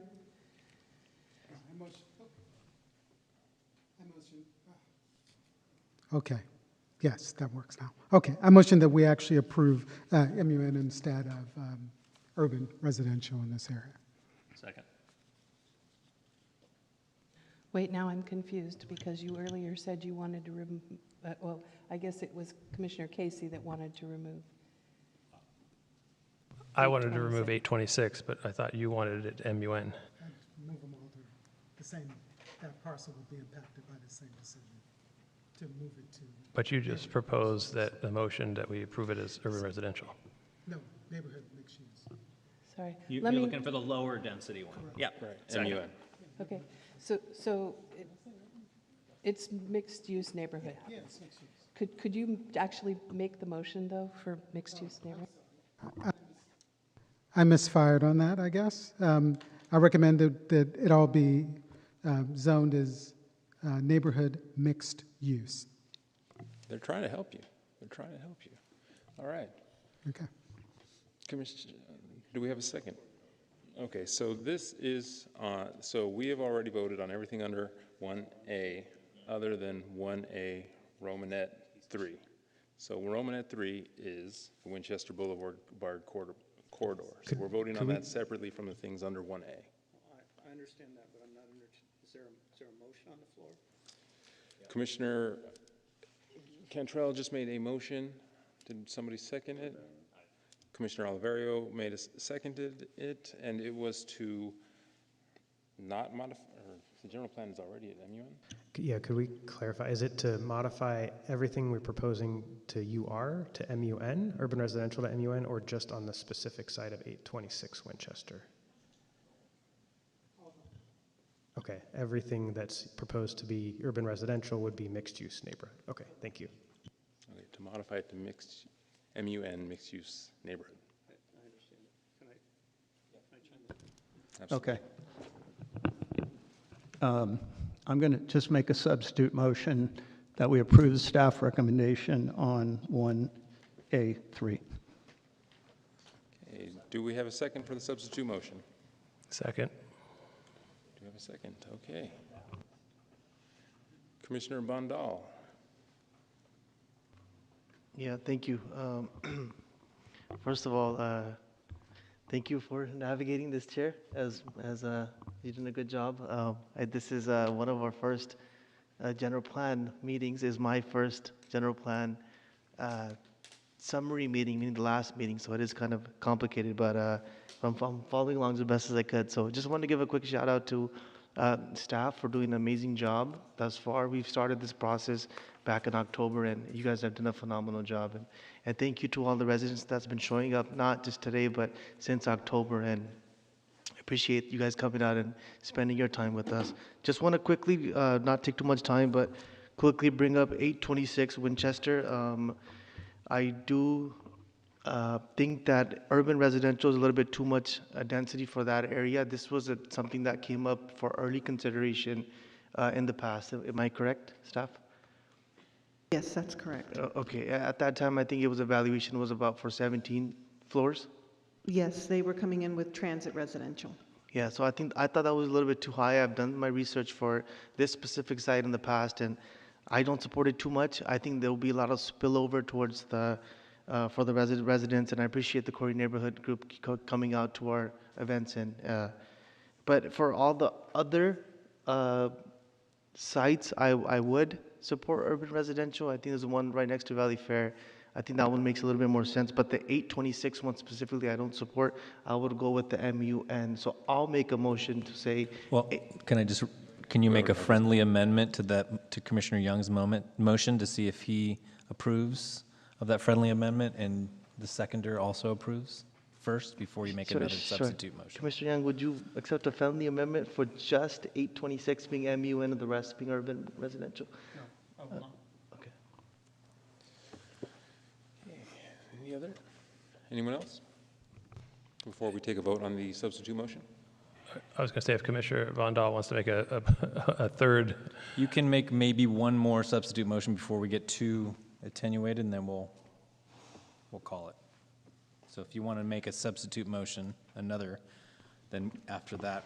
So I'll make a substitute motion for staff's recommendation for 1A3, excluding 826 Winchester, and having that instead of being urban residential, be MUN. Second. Do we have a second? Second. Okay, So I just want to clarify that we have the original motion, which was Commissioner Cantrell's motion, and then we had a substitute motion, which was Commissioner Young's motion to adopt the staff recommendation. And now we have another substitute motion, which is to adopt staff recommendation except for 826 Winchester. We're going to take a vote on that. If that fails, we go to Commissioner Young's motion for a vote. And if that fails, we go to Commissioner Cantrell's motion. Everybody understand? Okay. Can we have discussion? Yeah, of course. Discussion. Commissioner Young. Thank you, Chair, for navigating this process. It's really challenging, I understand. So, first of all, I wanted to say thank you to the Corey neighbors in your participation throughout this process. I think you have been far and beyond the neighborhood that's most participated in the process, and we appreciate that. And I understand your heartfelt feelings. On the other hand, the Winchester Boulevard corridor is a corridor which is very conducive to adding more housing. And because of the housing crisis situation that we're in, I think we need to expand that housing as much as possible. Our planning staff has spent hours and hours and probably days and days looking at each of these parcels and using their best professional judgment as to what should be done on each parcel. And I respect that. I don't think it's our place as commissioners to start piecemealing this process. I think that you know, our recommendations are going to go to the city council, and ultimately they're going to decide, but I really would rather avoid piecemealing things here. I'd like to just respect our staff, so that's why I would support the staff recommendation. Thank you. Vice Chair Bickford. I have a slightly different perspective, with all due respect, Mike. I think that our responsibility is to look at the streets and the neighborhoods and to understand both what's good for the residents and what's good for the city. And I think that there is a balance to be had here. I do think I thank the residents for coming out and for being reasonable. I haven't heard anybody say, not in my backyard, or I don't want it here, and I very much appreciate that because it helps us make a more logical decision. This is a hard one because the city does need housing, and because Winchester is a corridor where normally I would expect to see, frankly, taller buildings. But I also have respect for the neighborhood, and so I have a slightly different opinion. I want to get to the vote. Okay. Commissioner Cantrell.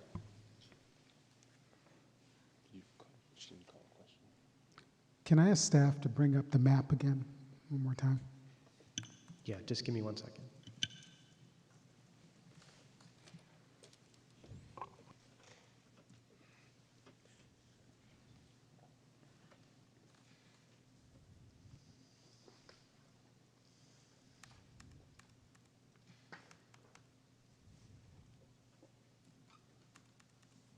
Okay, so we're really talking about the rectangle and the square. We're taking the square out in this, in the third one, correct? And we're leaving the rectangle with all this right across the street from the mall in. And we're actually, when you look at, and I need staff's opinion on this, if this is neighborhood mixed use, what's the maximum capacity likely with density bonuses?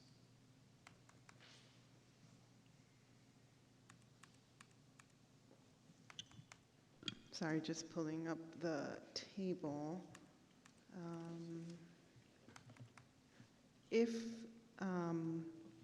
we assume that we go with the new densities for mixed-use neighborhood, 20 to 50 dwelling units per acre, there's different circumstances and situations for density bonus. You can get unlimited density, you can get 50%, 100%, depending on it. If it was 50%, then it could go up to 100 units per acre on a particular site. I'm not sure what that site size is. Do you remember? No, maybe just under an acre. Okay, and if it's urban residential, what would be the maximum capacity? Urban residential with the new changes from 50 to 95 dwelling units per acre. Assuming it's a 1 acre site, you can get up to 95 units. And again, if you're doubling that density, it would be 200 units, depending on the type of density bonus they get. Okay. So I just don't think 100 units is worth destroying public will. I think the value is high enough. I think we get far more out of the community, and I think this is just a bridge too far. But I respectfully say that 100 units is not going to change the world. Thank you.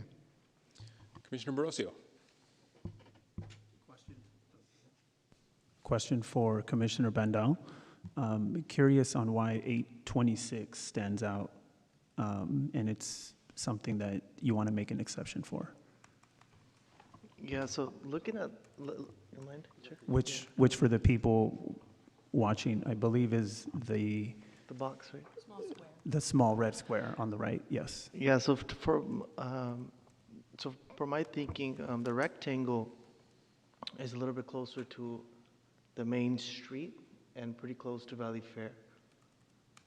So there I could compromise and take staff recommendations, but I feel like the square is a little bit more into the residential site. So a little bit more I think it'll be more, if we were to pick and to carve and compensate, I would take the square being less density and the rectangle being more density, just so everybody kind of wins. Staff gets what they want, the community feels like they got something from what they wanted. So I just want to be the middleman and kind of, it's my idea. So that's the thought process behind it. Thank you. Is that the piece of land that VCI was talking about developing last year? It is, right? Yes, that's correct. Okay. Anyone else? Commissioner Oliverio. My request doesn't stay requesting. So yeah, per Commissioner Cantrell's ending comments there, I think when you have a community group that comes out to every single meeting and you're like, no, I just don't think it's a good faith thing. And I'm not saying anyone that has an opinion is being cruel or mean. I just think it's a lack of, openness to other ideas, and a neighborhood that is adjacent already to the overflow of a very, one of the most successful shopping centers in the United States. And, the urban residential, I think, is just a bridge too far. And I think this community has consistently engaged. And I think the only fair thing to do is that reality is you're going to get more density, but it's not going to be the maximum density. It's going to be something more reasonable. And as been pointed out, that the state laws allow them to go far and wide, much larger. And so a different general plan can revisit this, or I'm sure maybe a state law might decide something else next week. But I'm going to stay with Cantrell's motion because I think it's all those things I stated, and I think anything else is not ideal. Thank you. Commissioner Cow. Talk about a complicated situation here. First of all, I want to say thank you to administration for all of your memos and presentations, for the task force review, and leading up to this whopping maybe 32, I don't know the exact number, of recommendations to be made to City Council, but it's a lot of work. And echoing what Commissioner Young said, yeah, definitely appreciate the immense amount of work that's gone into this. I want to ask administration a couple questions and be responsive to the Corey neighbors' concerns. And just like numerous commissioners have mentioned, thank you so much for coming out virtually every single task force meeting, various planning commission meetings too. So I hear you loud and clear and want to be responsive to some of those concerns, so let's get to it. Many of the Corey neighbors bring up the issue about this transit hub, and they argue the lack of a transit hub. Can staff share some information on where we stand with that transit hub? Because clearly there's a difference of opinion between what the neighbors in Corey feel relative to what staff has proposed with urban residential and claiming that it's a transit hub area. Some clarification there I think would be very helpful for the entire commission. Thank you, Commissioner. So the transit hub, as folks mentioned, was closed, I think, several years ago. And while it's not on the VTA, near Valley Fair anymore, there are still bus lines that operate close enough to the site. There's, I think it's a 60, 61. You have 2 other bus lines along Stevens Creek. So while there isn't a transit hub, there is transit in the surrounding area and along Winchester and Stevens Creek. Got it. Thank you very much for that. The second question I want to ask is a broader question about the state's mandate and request of the city of San Jose for housing. There's explicit reference, well, actually in the presentation, to the arena goals. And in the memo on page 7, you reference that too, specifically regarding the Winchester corridor. So can staff just, I know you have your position, but can staff just take a moment to further explain that, because that is in contrast to what the Corey neighbors have been requesting here in terms of, you know, MUN instead of urban residential. So I think it's worth making sure that we understand collectively what the planning department's recommending and why. Sure, thank you. So one of the major drivers, as we said before, of this general plan 4-year review process was to lay the groundwork for the next housing element, the 7-cycle housing element. The 6-cycle housing element was a tremendous lift for San Jose, and I think cities all across the state, where our RHNA goals were close, almost nearly doubled from the previous year. We anticipate that we're going to have to do a very similar exercise for the 7th cycle. And what that means is identifying sites that have sufficient capacity to meet those goals, whether it's going to be 62,000, 90,000, 35,000, whatever the state sort of hands down to us. And we don't know that number, but we're operating under what we've recently experienced. And so given that that's sort of what's driving this effort, we are trying our best to identify places where we can grow and where we can grow, really take advantage of the opportunities, because we do not have new land in San Jose. We're not going to build on our hillsides. There's limited infill opportunities. And for us, the best sort of scenario for Winchester, the Alameda, and possibly some of these other mixed-use commercial or SB 1333 sites that we're going to continue analysis for, is to go to urban residential. Mixed-use neighborhood, in our opinion, will likely give us townhomes, and townhomes along Winchester, next to a major growth area, next to an area that has services and jobs and transit, doesn't seem to sort of meet that goal that we are trying to sort of bring forward and eventually bring to Council and Planning Commission in 2027. And so we understand the hesitation. You know, there is, you know, folks, they're supportive of housing, and there's this sort of back and forth with mixed-use neighborhood. People can use density bonus. We don't see folks using density bonus for mixed-use neighborhood projects. Townhomes will sell and townhomes will be built. So in our opinion, it's that or dense housing to achieve those goals. Thank you very much. And that actually anticipated my next question, which would, I think, be responsive to Commissioner Cantrell's motion on the floor, because you had brought up that state density bonus was going to play a factor in this, and I remember you calling that out, I think, at the last task force meeting too.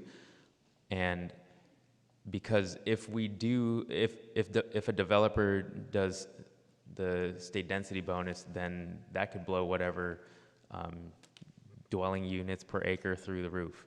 But what I just heard you say, Ruth, was that it's unlikely, you said, that MUN would have state density bonus? What was that you just said? Yes, that we typically don't see sites with MUN using density bonus to go above the existing 30 dwelling units to the acre. Got it. Thank you very much for that explanation. There's obviously a lot of differing opinions on the commission right now with 3 motions on the floor. I'll just say that going back to some of the comments I've made in the last couple of task force meetings, I know, being a younger person here who cannot afford to essentially live in San Jose, barely getting by, that we do need to do what we can to increase our housing capacity here. And so I appreciate administration's recommendations and will be supportive of them.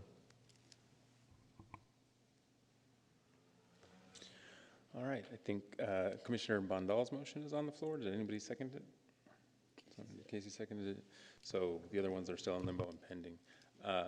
Commissioner Casey first, and then Commissioner Escobar. Thank you. I just had one follow-up. Again, thank you for the Corey neighborhood. I mean, showing up, I went out there and walked the neighborhood for an hour and a half last week to get a better sense of it. Yes, I've been going to Valley Fair since I was a little kid, but it's changed dramatically in those years to get a better sense of it. And I think part of the compromise, and thank you to the planning staff at least, the proposal to limit it to 85 feet, or essentially 8 stories, I see those are asterisks. Is that binding or is that a recommendation? Because I think part of urban residential, yes, 12 stories I wouldn't necessarily support in that location. I looked there, I went down Bascom and stopped at the large one they did down by Southwest Expressway.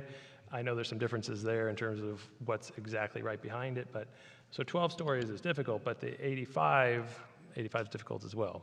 Is the 85 something that's binding, or that's a recommendation, or? So urban residential currently goes higher than 85 feet. I'm sorry, and I'm trying to see if it goes up to 135.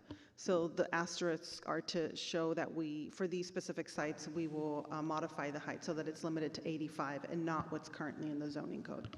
And that's binding, that's not just a recommendation? Yes, well, that's our recommendation to you and to If it went all the way through, that's something that would be enforceable Yes, against developers? that is our proposal.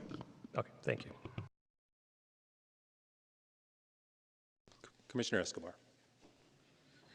I'm more inclined to support Commissioner Cantrell's motion simply because recalling the previous project in the area that failed, knowing that Santa Clara Mayor Gilmore and the council member adjoining in Santa Clara Cox were not in favor of that project, and it is literally across the street. That's being a good neighboring city in that particular way and seeking a compromise. I advocate for as much as housing as possible, but I also advocate for a quality of life. To say that, well, yes, you've lived there for 40 years and things will change. Yes, they will change. However, I don't think that things should change in a way that forces somebody who's been there 40 years to move away because now their quality of life has deteriorated at the benefit of somebody else. And with all due respect to Commissioner Cow and his family looking to purchase a home, I am a single person who cannot purchase a home. I think the problem of housing, that it being affordable is universal. It's not limited to a family. It's not limited to a single person. It's everybody's issue. And I think that doing the best that we can to increase the amount of housing while somehow trying to maintain a version of a quality of a life for existing residents is really where I fall on this particular issue, but also the ability to work with our neighboring cities when it is literally across the street is important to me, because at some point we may seek support from them or we may not, but they do factor in and it is relevant in this particular case. So from that perspective, I will be supporting Commissioner Cantrell's motion. Okay, are we ready to go to a vote? All right, we will, Commissioner Barroso. Would you be able to restate the one that we're voting on? Absolutely. Yes, please, So thank you. The motion that we're going to vote on first is Commissioner Bandal's, which is changing the designation to MUN other than 826. The square. Let me see if I got, I think it's staff's recommendation except for 826, which will be to MUN and not urban residential. I think it's opposite of that. 826 would be urban residential and the rest would be MUN. Is that right? No, that's incorrect. Yeah, what Daniel said, the city attorney said. So we'll take on staff's recommendation minus 826. Minus 826, yeah. Okay. All right. Sorry, just to clarify, and your motion is for 826 to go to mixed-use neighborhood or stay neighborhood community commercial? MUN, yeah. If you don't mind, could you please just restate Commissioner Cantrell's motion as well? Commissioner Cantrell's was convert everything to MUN.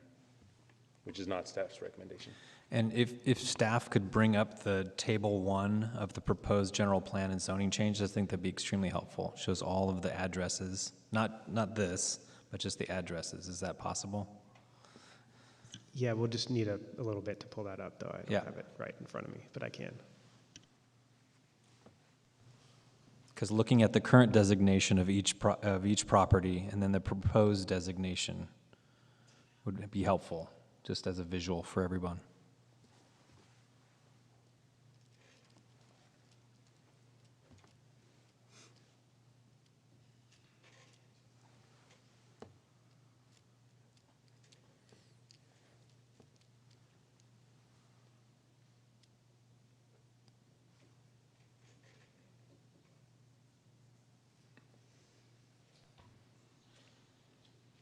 Until we bring that up, it's just a quick question for Commissioner Cantrell. You wanted all MUN, even the parcel that's across the street from Valley Fair? Which is the rectangle in this case? My understanding of your motion was that all urban residential would be MUN. So if you look at the table and you see all the proposed designations that are listed as UR, my understanding of your motion was that you wanted all of those UR designations to be MUN instead. Is that incorrect? You want all the proposed designation to be MUN? Even the residential neighbor, or the RN?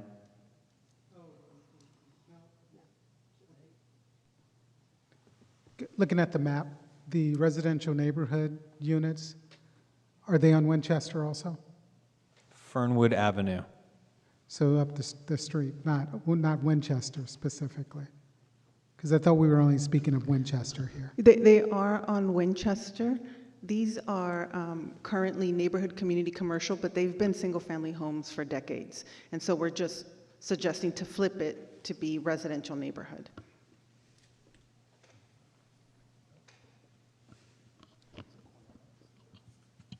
Yeah. Okay. I thought it was different. I'm glad you pointed that out. I think that should be. I assumed you were saying that would be neighborhood mixed use as well. I would suggest that all be neighborhood mixed use, quite frankly. Yes. So I'm still confused as to what you're saying. So are you saying that you want the 2 proposal for RN on Fernwood Avenue to also be MUN, or you want them to remain RN? MUN. Specific, yes, MUN. Or Commissioner Cantrell, another way, if I think what you're saying is just remove all urban residential. Yeah, in that area. And then Let's be consistent. That's what I've been asking, but you're saying the opposite. Oh, I am? I believe so I'm saying it should all be the so same. for Fernwood Avenue, look at the table. The top 2. Yeah. Those are residential properties that staff is recommending turn to residential neighborhood, R18 zoning. You want to make those MUN or not, or just the urban residential proposed designations into MUN? Okay, all right. To be quite honest, I hadn't considered those 2. Yeah. I'd only considered those facing Winchester Avenue for the most part, and those going up Forest Avenue. So you can leave those as RN, and the rest can be MUN. Okay, so that was my question, was all of the proposed urban residential you want to be MUN? Correct. And Commissioner Oliverio as the seconder, is that what you understood? That's what I understood. Okay. So that is Commissioner Cantrell's motion, but the motion on the table currently to be voted on is staff's recommendation except for 826 North Winchester, which instead of UR is going to be MUN, correct? Okay. Are we good? Okay. Okay. Let's take that to a vote. Vice Chair Bickford. No. Okay. Commissioner Barocio. No. Commissioner Bandal. Yes. Commissioner Cantrell. No. Commissioner Casey. Yes. Commissioner Escobar. No. Commissioner Nguyen. Yes. Commissioner Oliverio. No. Commissioner Young. No. I am a no as well. That's 5 votes out of 11. The motion fails. Moving on to Commissioner Young's motion. Just wanted to say I wasn't. I apologize, Commissioner You Cow. missed me. I'm a no. No? No. Okay, and that's 5 out of 11. Chair, can I make one comment briefly? Feel free, Commissioner Young. Thank you, Chair. Ruth, I want to go back to something you said in response to Commissioner Cow's question. So you're saying if that 826 North Winchester was MUN, more than likely townhomes would be built there? That's what the city's experience has been? That is our experience for MUN designations. It would support townhomes or condominiums, not dense housing. Okay, thank you. So I want the commissioners to understand that if you're okay building, $1,500,000 townhomes in an area that could accommodate an affordable housing mid-rise, you just need to think seriously about that. I'm not in favor of that. I don't think it's a good idea to build townhomes on Winchester Boulevard. Commissioner Borosio. Correct me if I'm wrong, but we just voted on one, and then we're going to entertain another one. What was the third one? I don't think we talked about the third one. So the third one would be MUN. That's the one that Commissioner Cantrell was just discussing.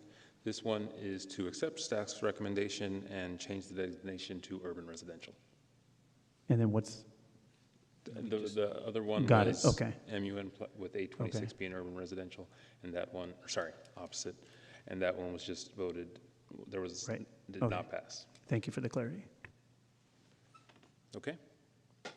All right, let's go ahead and take a vote on Commissioner Young's proposal to accept the staff's recommendation. Commissioner Bickford. No. Commissioner Borosio. Yes. Commissioner Bondal. No. Commissioner Cantrell. No. Commissioner Cow. Yes. Commissioner Casey. Yes. Commissioner Escobar. No. Commissioner Nguyen. No. Commissioner Oliverio. No. Commissioner Young. Yes. I am a yes. That is still 5, and the motion does not pass. So now we are on to the original motion on the floor, Commissioner Cantrell's, which would be to change everything to MUN. Is that right? For everything that's proposed to be urban residential. Everything that's proposed to be urban residential to MUN. Not the parcels on Fernwood. All right. Are we ready to go to a vote? Let's go. Vice Chair Bickford. Yes. Commissioner Borosio. No. Commissioner Cantrell. Yes, and thank you for the spirited conversation. Commissioner Cow. No. Commissioner Bundle. No. Commissioner Casey. No. Commissioner Escobar. Yes. Commissioner Nguyen. Yes. Commissioner Oliverio. Yes. Commissioner Young. No. I am also a no. Commissioner Cow. He was a no. You were a no? All right, so that's 5 out of 11, so that motion did not pass either. So the yay votes were. So let's, all right. Talk about it some more. So, does anybody feel like changing their vote on any of those? They all seem to go down 5 to. So. Well, we could also pass it on if, ultimately, if there's no consensus, then it's just noted as no consensus. No recommendation? Okay. Or a mixed recommendation. I would support that we pass it on with the record of what we discussed, shortened, obviously, with the 3 different versions and just maybe a sentence of logic of why, just so they can understand where we're coming from, because I don't think that any one of us by one is going to change that vote. We all seem pretty steadfast. I could be wrong, but I think we're all pretty steadfast where we're at. So I would support that. Commissioner Cow? Maybe in an effort to see if I could ask one question to see if we can get to 6 votes. Commissioner Bondal, I hear you on the substitute motion that you actually agreed with everything being urban residential except for A26. I just wanted to point out that that is a heck of a lot closer to the motion for accepting staff recommendation than the original motion on the floor to change from all urban residential to MUN. I just wanted to share with you and really to the whole commission that your decision tonight to help recommend to City Council to do MUN as opposed to urban residential, where I see that as being problematic is that does not get us anywhere near close enough to closing the gap that not only the city of San Jose sees with housing, that the state of California sees for, yes, the entire state, but also for San Jose. And bringing this back to my family once again, not only am I struggling, my wife and I struggling to find housing, and yes, families and single individuals, as Commissioner Escobar brought up, but also then the future generations, AKA my son, my 10-month-old, it's only gonna get worse unless we stop the bleeding somewhere. So I just wanna bring that up to your attention and for the commission to consider. And if we ultimately can't figure it out, then yes, let's put it in the record as a vote, whatever that we voted on. And I don't know if that's a no recommendation, or I don't know how that works. But I just wanted to share that for the sake of argument. Okay, so you're saying that Commissioner Bondal's suggestion was to go with staff's recommendation except for 826. Yeah. And you're asking him to reconsider. Yes. I'll go to Commissioner Bondal.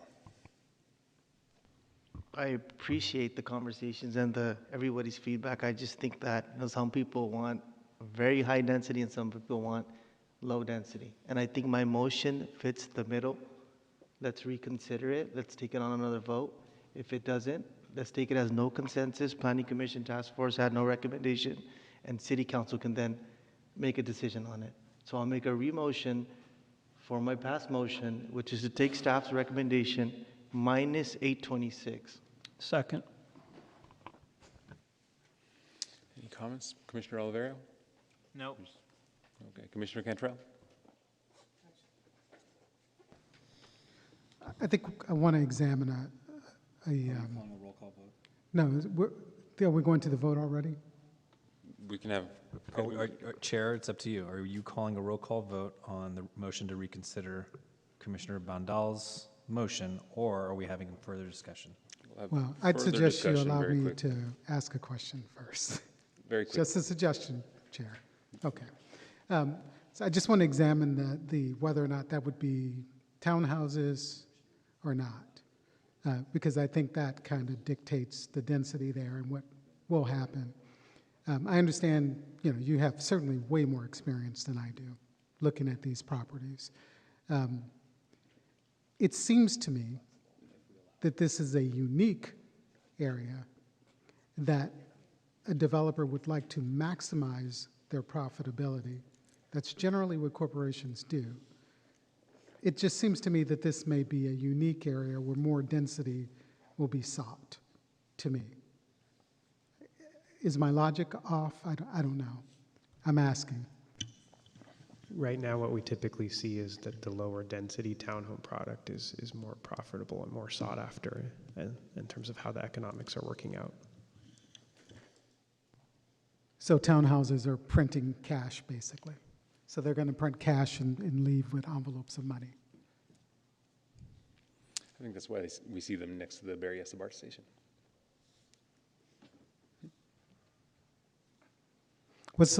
So Commissioner Young mentioned there would be more likelihood that if it were urban residential, that you might actually get more affordable housing. And I just want to understand what affordable means. If affordable actually means below 80 AMI, or what affordable are we talking about? What would that likely become? Yeah, so I think what the commissioner was referring to would be below 80% AMI. So it would be deed restricted affordable housing, and that is typically at higher densities, and they receive subsidies or tax credits for financing. Mm-hmm. So actual affordable, not essentially a little bit less than market rate. That's right. Okay, Commissioner Ambrosio and then Commissioner Bondal, and then we'll go to a roll call vote. Question for our city attorney. Could we do as what has been suggested in terms of if it's still 5-4 and it doesn't pass, could we just put in the notes 1A3 didn't have a vote? Is that something that can legitimately move forward? Yes, so so there's a motion to reconsider on the table. If that fails, I suggest we just move on, and that will be, there's no recommendation on A3 from the Planning Commission. Perfect, thank you. Commissioner Bondal? Okay. Well, Commissioner Oliverio, can you make it quick? So staff, would it be unheard of then of someone using the state density bonus in the MUN? If they were able to purchase the land, it seems like you're saying that a affordable housing developer wouldn't use state density bonus, that instead it would be you feel a townhouse project. Someone could, if they had a mixed-use neighborhood site, use density bonus. You can use it on mixed-use neighborhood, urban residential designations. Our experience is that what is profitable, as what Jared said, is our townhomes, and that's the development that would be attracted to these sites. They don't have to produce anything sort of less dense, and that's what's marketable. And the townhomes next to Berryessa BART, were those MUN?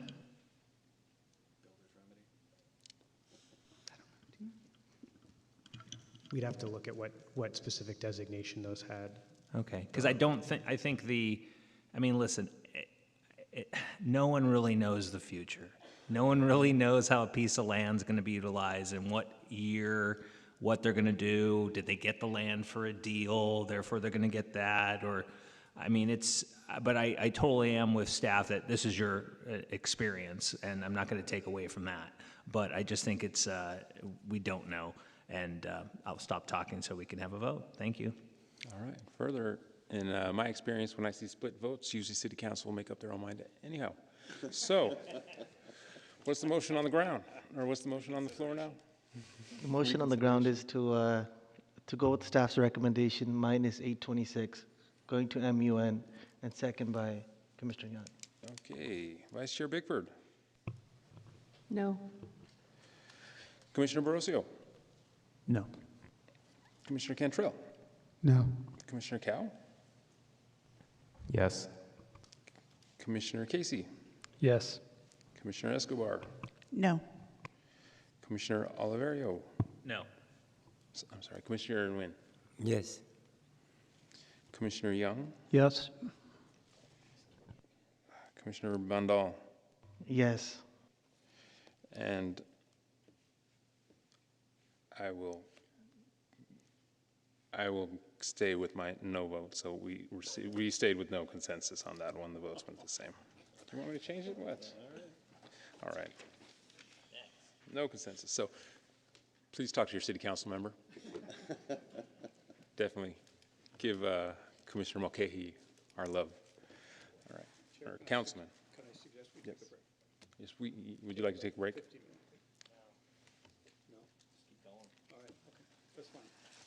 I'm okay with you going if you are.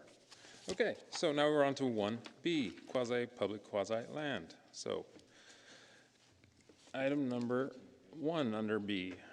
Does anybody want to vote on that separately from item number 2? So, quasi-public, quasi-land. I have questions for staff, yeah. Commissioner Alvario. Staff, on the PQP, it would seem to me there's a difference between K through 12 properties and church properties.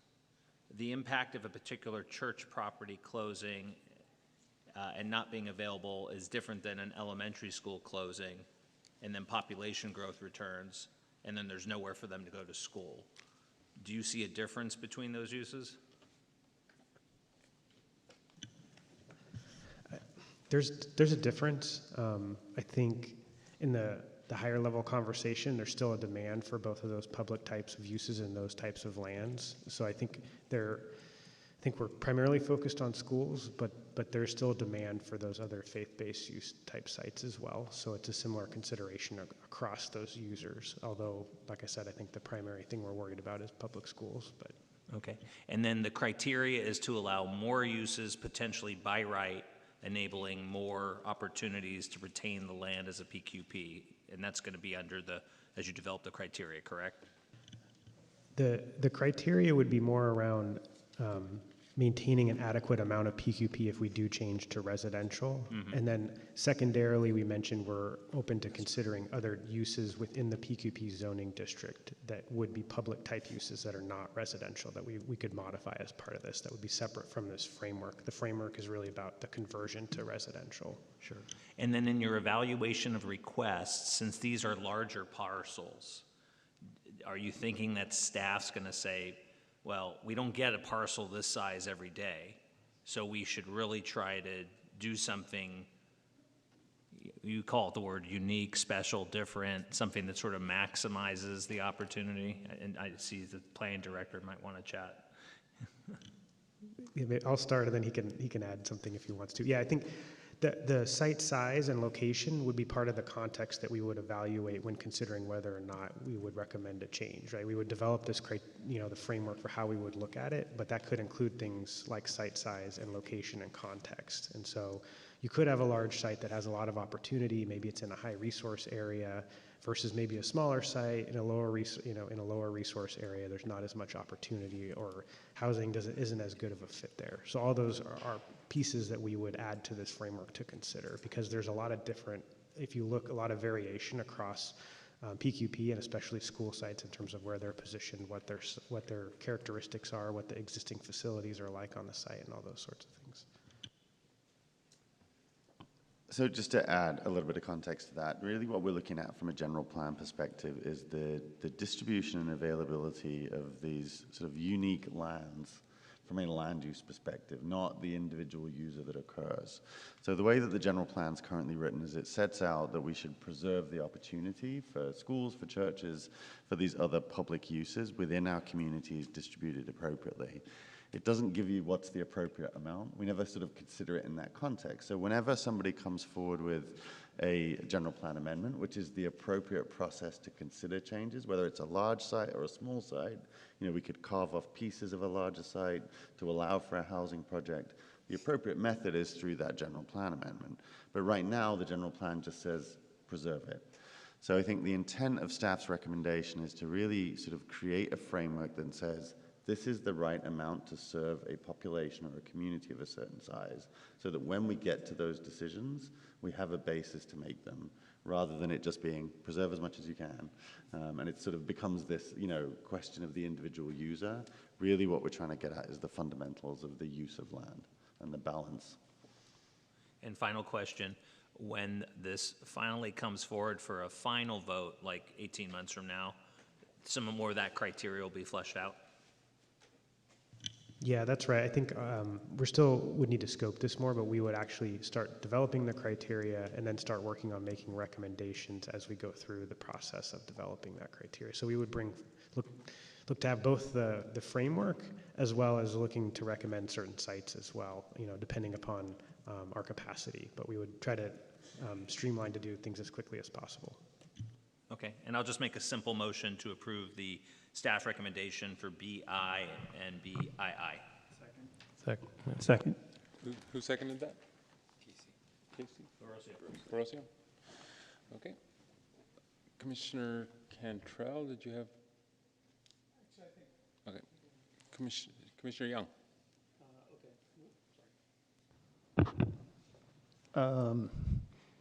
Okay.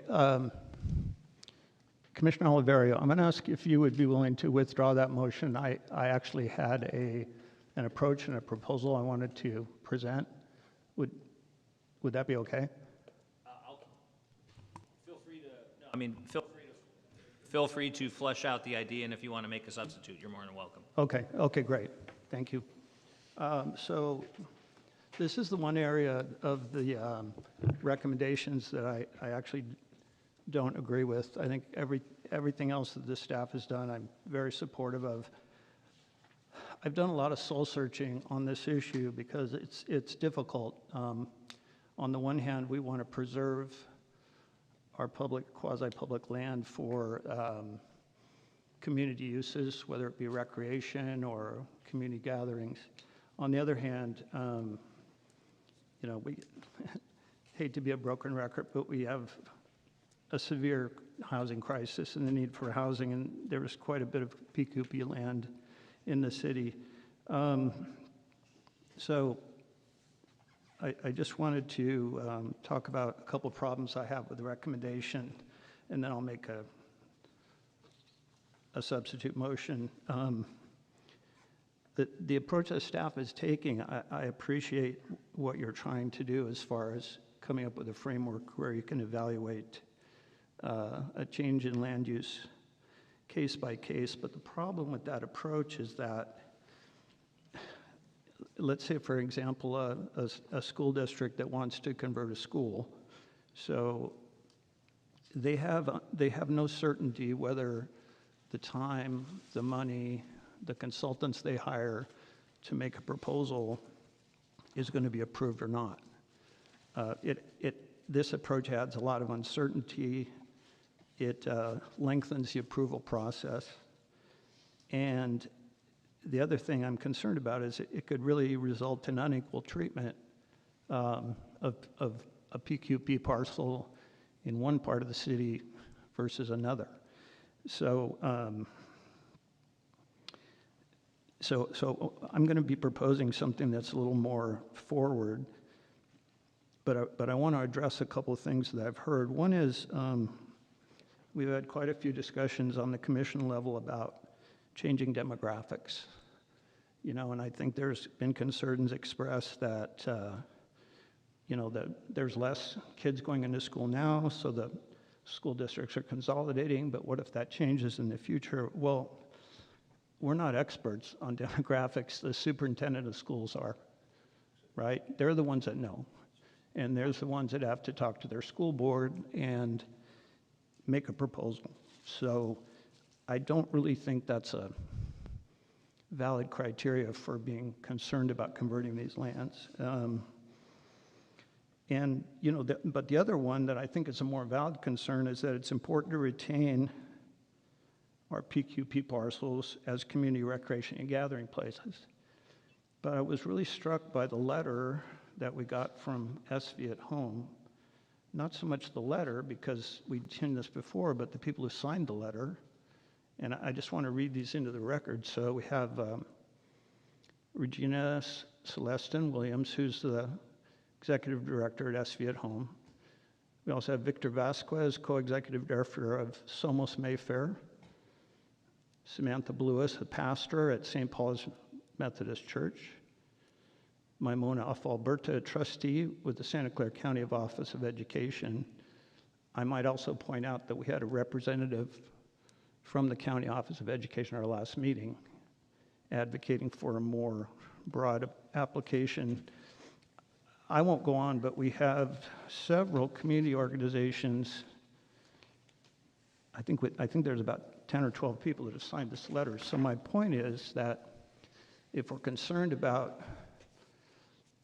if we convert PQP lands, that it'll reduce community involvement or community resources, I'm not sure that's a valid concern based on the people who signed this letter.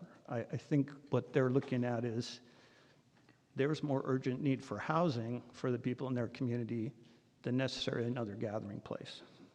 So, with all that in mind, and this kind of goes along with what Commissioner Oliveria was saying, I'll make a motion in a minute, but I just kind of want to explain the direction I'm going, which is I think we should pull out the public education and the faith-based parcels because, that's just a part of the PQP lands, and the other PQP lands, I think, should stay with the current designation.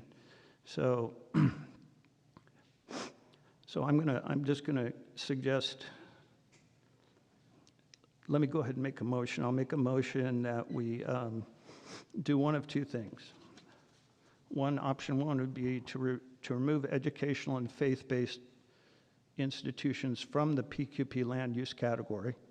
That's one approach. The other would be to expand allowable uses of education and faith-based parcels to allow public serving uses such as affordable housing, senior housing, educator and workforce housing, childcare centers, community health centers, recreational facilities, cultural spaces, and other community serving uses. Sorry that motion is so long, but I think you get the gist, and I'd love to hear, comments from other commissioners on that substitute motion, if I get a second. Can we remove certain types of land from a PQP designation, like schools and faith-based? It would require sort of creating another land use designation, essentially. You'd be splitting PQP.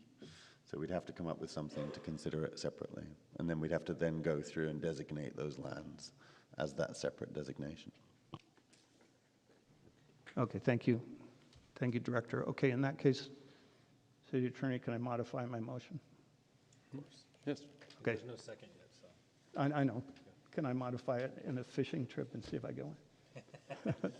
Okay, I'm going to make a motion that that the staff develop a process to expand the uses of PQP parcels to allow the community-facing organizations that I mentioned.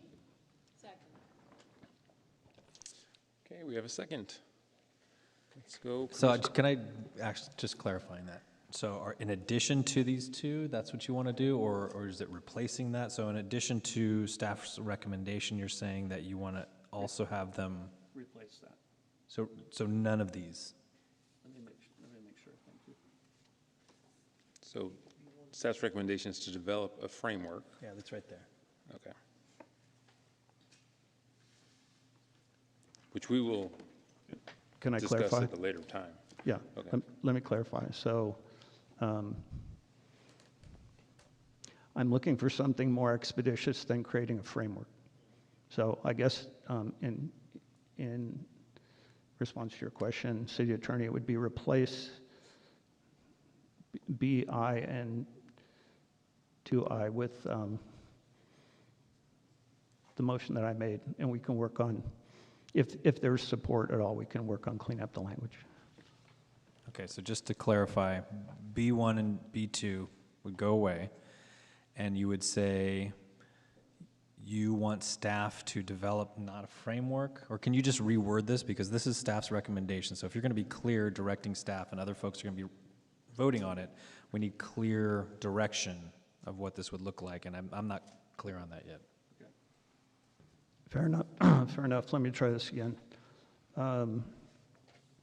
So I would propose that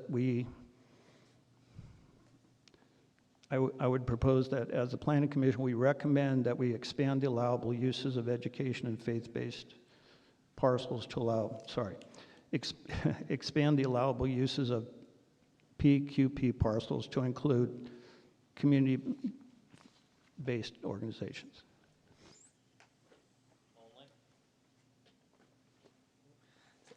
Let me see if I get this.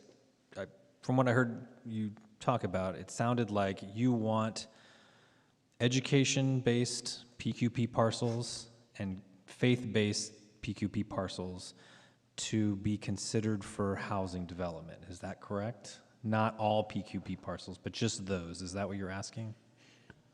That was my original idea, but the director seemed to say that would be unwieldy and cumbersome. So I'm struggling here. I'm trying to come up with maybe. It's not that it can't maybe be Vice done, but it Commissioner. would be creating a different land use designation, right? That would, yeah. So are you asking staff to develop a new land use designation that it's kind of a hybrid PQP land use designation for only faith-based lands and education lands to allow them to develop residential? Yes, that's correct. Does that jive with the seconder? Okay. I mean, I'm sorry, I had my hand up. Is it okay if I? So two pieces. I completely agree with Commissioner Young on immediately directing staff to expand the of acceptable uses for PQP lands. I don't have a distinction between the types of lands. I think all lands should be expanded into those that you originally said. And I think that should be like 1B1. And then I'm not opposed to the framework. I think you do need a framework because all of this is going to happen in the same timeline, right? We're going to expand the uses and say, we're recommending that you expand all of these and develop the framework that can be applied equally across the city. Does that jive with what you were thinking, Commissioner Young? Yes, I'm fine with that. Okay. Yeah. Would you like to change your motion to that?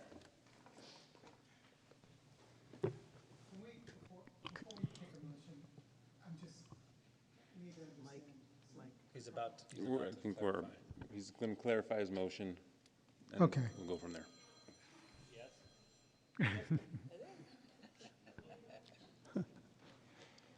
Order. Vice Chair Bickford, would you be able to help me and please state what you just said, because I thought it was very well thought out. So 1B1 would be recommend expanding acceptable uses of PQP property to include low-income housing. I don't know, you said 5 things, I think.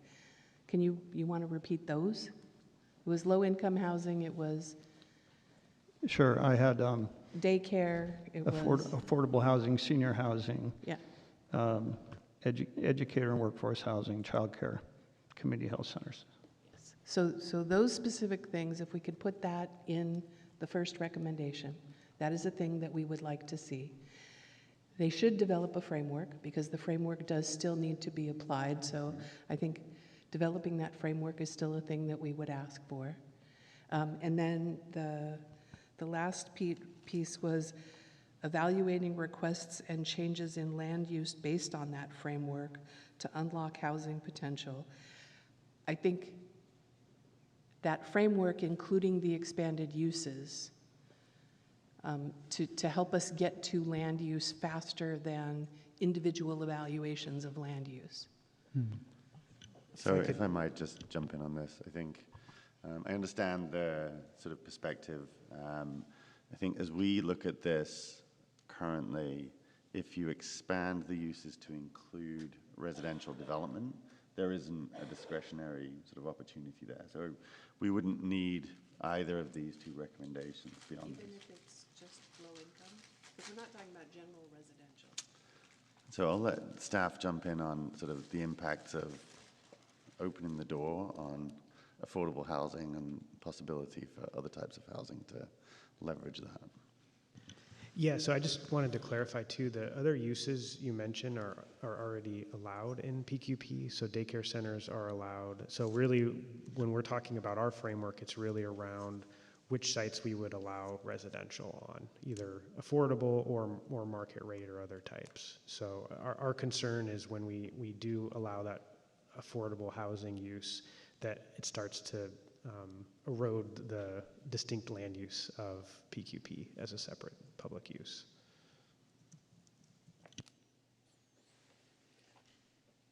So for me, I think both Commissioner Young and I are on the same page about establishing the framework doesn't necessarily say that we're going to do something different than what we're doing today. That's the thing I'm trying to get to. I think we are saying we're going to do something different from today, and that we would work expeditiously to make changes to allow for certain sites to convert through that framework. And certain sites may be better suited for affordable housing. Other sites could be suited for market rate housing. Our concern, again, just to go back on allowing 100% affordable, is with density bonus. There's very little ability that we can do on those affordable projects. Like if we wanted to require daycare or community uses in those developments, our ability to require that in the zoning is gone. So it makes it very hard for us to continue those community uses on sites where there's affordable housing, or even if we wanted to say maybe this part of the site could be affordable housing. When we change that allowable use, there's no ability to do that. Whereas if we make these kind of strategic changes, we could say maybe part of the 10-acre site, maybe 4 acres of that is appropriate for housing, but the rest should stay community serving. So all of that is only possible through the general plan land use changes versus trying to expand the allowable uses, or when we change the allowable use to allow for affordable housing. Thank you, IC, and I unfortunately withdraw my second. I'll go ahead and second. Are you seconding? I'm seconding. What are we seconding? Commissioner Young's motion. Which is what? Commissioner Young's motion is to get rid of 1 and 2, develop. Why don't we restate the motion?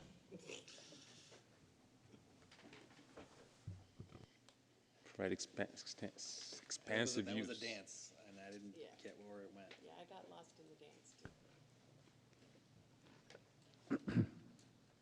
So my motion, based on the discussion, I really appreciate the discussion also, would be to expand the allowable uses of PQP lands to include public serving uses such as affordable housing, senior housing, education, and workforce housing. Still create the framework, but add that? No, it's to expand the allowed uses under. To expand. I would actually defer to the director and staff. I'm fine leaving the framework in if that makes sense. If not, I think if you're looking to expand the uses allowed in PQP to allow for the types of housing you've just listed, right, that would be one motion. I don't know that the framework or the sort of evaluation to go through and do targeted general plan amendments is necessary if you're expanding the allowed uses in PQP. okay, then we would remove the language on the framework then. I'm going to refrain from seconding that. Commissioner Bondal, or do we have a second? No, I don't have a second, but can we continue the conversation? Maybe we can come back. Before we move on, we have to have a second to continue the conversation. And without a second, it will fail. And then I think they were before me, then I'll come back, if that's okay. Let's add you first. So there's no second? No second. Okay. So you want to announce that So that the motion fails, there's no motion on the floor? There's none of mine. No, there is. It's the first There's the motion, if we can accept- vote on that accept one. Staff's recommendation. So the staff, just want to get better understanding, staff. So the recommendation right now is that you guys are gonna build a framework, and that's all? We would, so B1 is to develop the criteria and the framework, and then 2 is to evaluate requests for changes based upon that framework. So that's what I was talking about in terms of how we would look to move expeditiously to consider changes that would allow for residential on certain sites, but not throughout PQP. And the framework would evaluate what's the amount of PQP land in an area and what's suitable now and in the future as we look to grow for public uses. Okay, so not all of PQP, but some of PQP, which is school districts and faith-based use is, right? Some of those, not a blanket all of them, but Okay. we would look at areas of the city and look at requests from faith-based users or school districts to change their land, and then we would make individual changes to those sites to allow Yeah, for because just my thought process is that, when we would talk about PQP in the past couple months, it's always been towards school districts, because that's the hottest topic right now. And what the confusion was when you guys we had our last meeting, you guys brought up all the PQP, which brought up hospitals, and we were just like, wait, hold a minute, wait a minute. So some members didn't know that even hospitals are a PQP, and then we're just kind of finding that out. But I support that you guys look at the framework, create a framework, and the framework not be the same throughout the city. It needs to be a case-by-case scenario, which is something that you guys have suggested before, because a school district closing in one area it's totally different than it closing in another area. For example, Alum Rock right now has so many vacant schools. Evergreen does not. So the same rules shouldn't be applied to those four versus the one that closed in Evergreen. I think it should be case-by-case scenario, because what's going to happen in the future is when if densities were to come back, young adults were to start having more kids, the need for the schools will be different in different areas. So I think it should be a case-by-case scenario, and that's just my thought process. Thank you. Commissioner Borosio.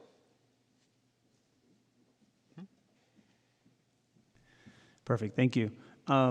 Yes, and exactly what Commissioner Bandel said. Not only will those dynamics happen if we go with a citywide approach, I think staff's recommendation of there being an eye towards an appropriate amount of distribution makes sense, because looking at it along those lines, the schools that are closing, like Alum Rock, closed 6 last year, are not in high-resourced areas. My wife is a principal in a district in San Jose that hasn't closed anything, and they only have one Title I school, and the majority are not Title I schools, which for the folks who are wondering what Title I is, at least 40% of your students and families are would qualify for low income. So again, certain parts of the city will then be burdened, well, not burdened, I don't know what the right word is depending on how you fall on this, but they would be the ones to take on the affordable housing, right? And then there we go again, where the affluent neighborhoods that aren't closing schools, aren't closing their hospitals, aren't doing away with their YMCAs and whatnot, they maintain that community benefit that you just explained. So I think I appreciate the slide, like not only the slides where you opened our eyes to what else qualifies as PQPs, but also the slides that kind of show those radar of how vibrant a community could be with PQPs scattered among the city. And what happens when we just apply a broad brush and just paint everything one color, right? And have one approach for everything. Slippery, slippery slope. So I do, again, I stand by the motion on the floor. And then I'll stop there for now. Thank you. Commissioner Cantrell. One of the things I like most about this body is they're experts from kind of every industry here. I'm going to lean into Commissioner Barosio's perspective because, quite honestly, he's probably the most qualified in this room to talk about this. I do have questions about the process that you would create, because while I trust you individually, you're not always going to be here. And, someone might start making decisions that are inconsistent with your intended formula or process or whatever it is. So that does concern me a little bit because I'd like to see what that looks like. And I guess we're just deferring it to another day, but we will get a chance to review what that looks like, correct? Yes. Okay. And then second, this would also become a ministerial process, correct? Not No? necessarily, no, because it still requires a general plan change. So I think we're saying that we would work closely and help facilitate it, so it's maybe not a privately initiated general plan change, but something the city would initiate. So we make it easier. Ideally, we could go to that easier process, but with the way the state laws work now, our discretion is really at that general plan level, unfortunately. So we would try to make it as expeditious as possible when we develop the framework, but it still can't be at that ministerial level. Now, on sites where we did change it to allow for residential, the individual project itself would likely be ministerial or a streamlined process. But that initial change of going from PQP to another color, another use, that would be not a ministerial process, but a discretionary process. Okay, so that might become very expensive also, right? For someone who wants to change things. No, but what we're, normally, yes, if it were a privately initiated process, but I think what we're saying is we would take that on as a part of this framework so that it would not be that expensive process of going through a private general plan amendment. Okay. I also respect what Commissioner Young was saying about those organizations that, to be honest, I think should have a stake in this conversation. I'm hoping that you will continue to engage those organizations as well.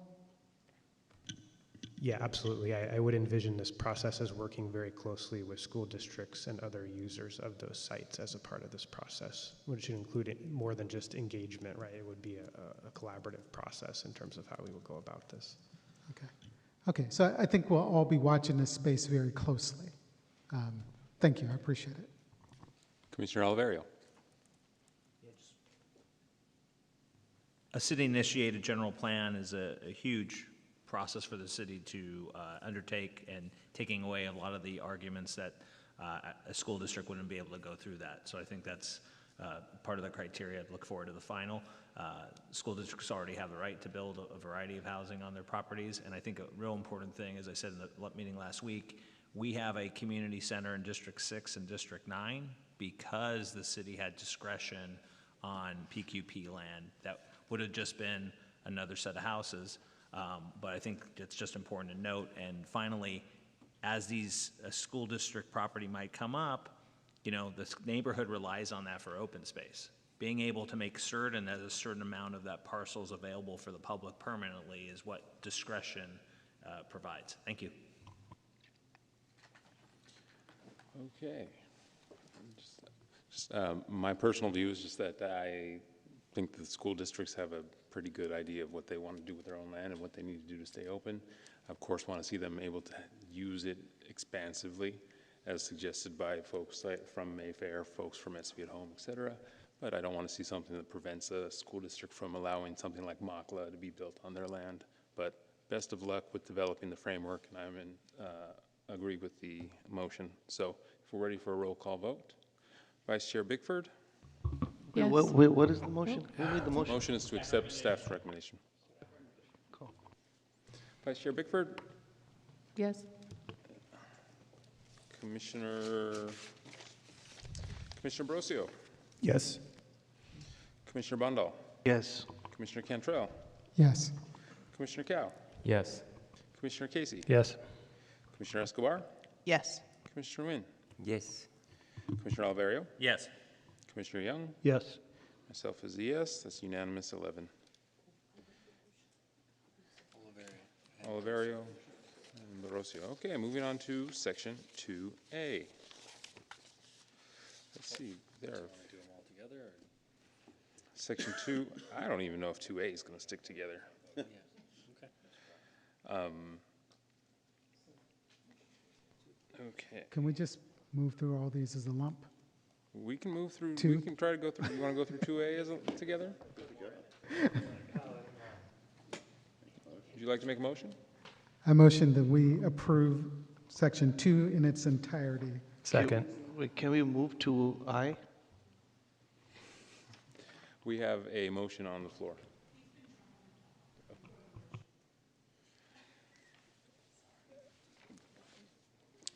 have a second on the floor, right? Yeah. Yeah, It we have was a motion and a we have a motion on the floor. There's a motion and a second. Go ahead, Commissioner Cow. Feel free to make a substitute motion, whatever you would like. Before the motion was going to be made, I just wanted to suggest that as a way to help move the agenda along, if there are specific items that commissioners want to talk about, to highlight which ones they are and ask those to be pulled for discussion. And if there aren't discussions on the majority of the rest of them, which I guess I'm making an assumption here that there won't be discussion on literally every single item, then we can make a big motion to pass those, and then the ones that have discussion, then we just discuss those few to help with time, just being mindful of time.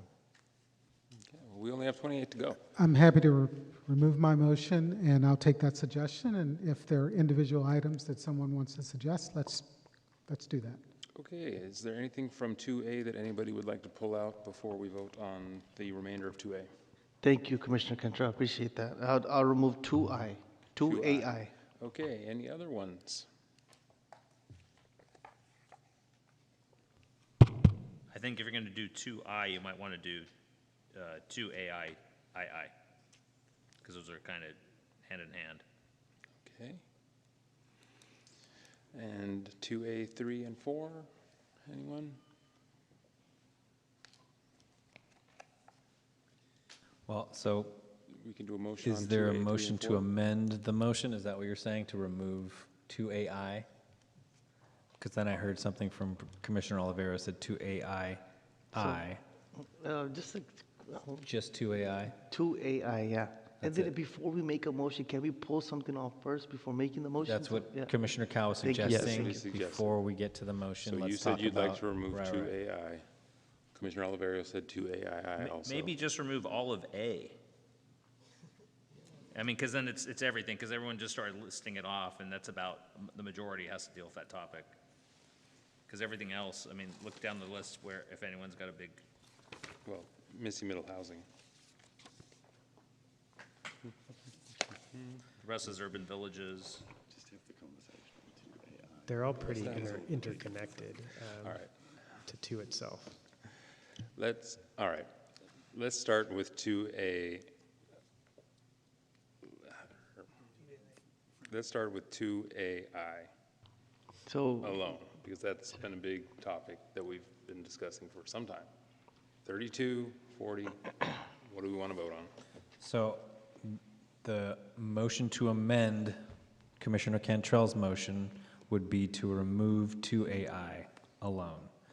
There was some concern from Commissioner Oliverio that they're all related, because if you're going to talk about increasing residential density to 32 dwelling units per acre, does that also mean, do you change the 35-foot height limit? Do you change the maximum FAR, et cetera, et cetera? So does that make sense to you? Are we, so we're moving 2A, right? it could be just 2A Yeah, let's and do do 2A. that separate. Yeah. Is that? Okay, so that's your motion to amend the original motion to take out 2A. Is there a second for that amended motion? Motion to amend. Okay. Fine. Could be a friendly amendment then. Yeah, it's friendly. Friendly amendment. One motion on the floor. Okay. Should be able to talk about it. So friendly, you get a box of chocolate. And that's okay with the seconder, Casey? No. No, okay. Oh. So then we just have a motion to amend. You want to second that motion, Commissioner Cantrell? Yes. Okay, Okay. So we're going to be voting on everything minus 2A right now, right? correct. Okay, thank you, City Attorney. All right, we can do a roll call vote. Commissioner Vice Chair Bickford. Yes.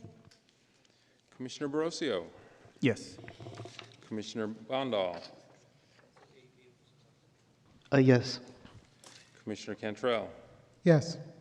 Commissioner Cow. Yes. Commissioner Casey. Yes. Commissioner Escobar. Yes. Commissioner Nguyen. Yes. Commissioner Oliverio. Yes. Commissioner Young. Yes. Myself is a yes, so it passes unanimously. so now we just have 2A. 2A, okay. So, all right, we just knocked out 10 items. Okay, 2A. Okay. 2A. Thank you, Chair. And thank you, Commissioner Cantrell, for the friendly amendment. I just want to quickly say that I get that we've been here for a while. This is longer than our most meetings, but today is the day to jump in when you need to jump in. And let's not try to just jam past it. We've been working on this since October.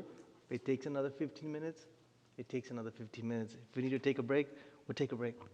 Not just to clarify, this is not a friendly amendment because the seconder said no. So you made a motion to amend. Just want to make sure that you know that. It's your motion, seconded by Commissioner Cantrell. Okay. What motion? Yeah, we've done that. Just clarifying that it was not a friendly amendment. Okay. Everybody's friends. We've closed the door on the rest of that one. We're done, we're on 2A. Great. Okay. City Attorney, thank you for the clarification. It's not a friendly amendment, it's my motion that passed. Thank you for the record.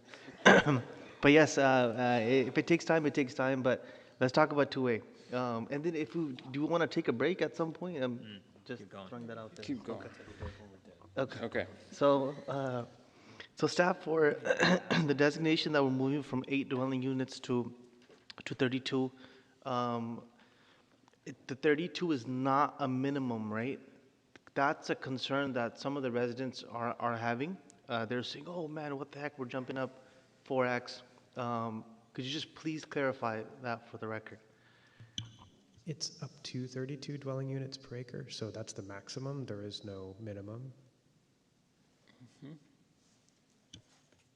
And then also, this is applied citywide, right? Not just one specific area.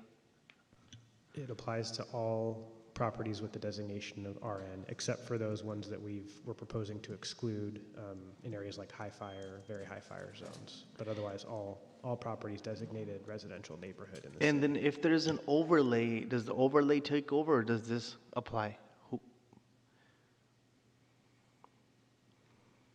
I'm not sure we have too many overlays that would apply in this case. Generally, an overlay would apply before the base, but okay. for the most part, this would apply. Yeah. So if there was a PD overlay, what would the PD dwelling units take into effect, or the 32 would?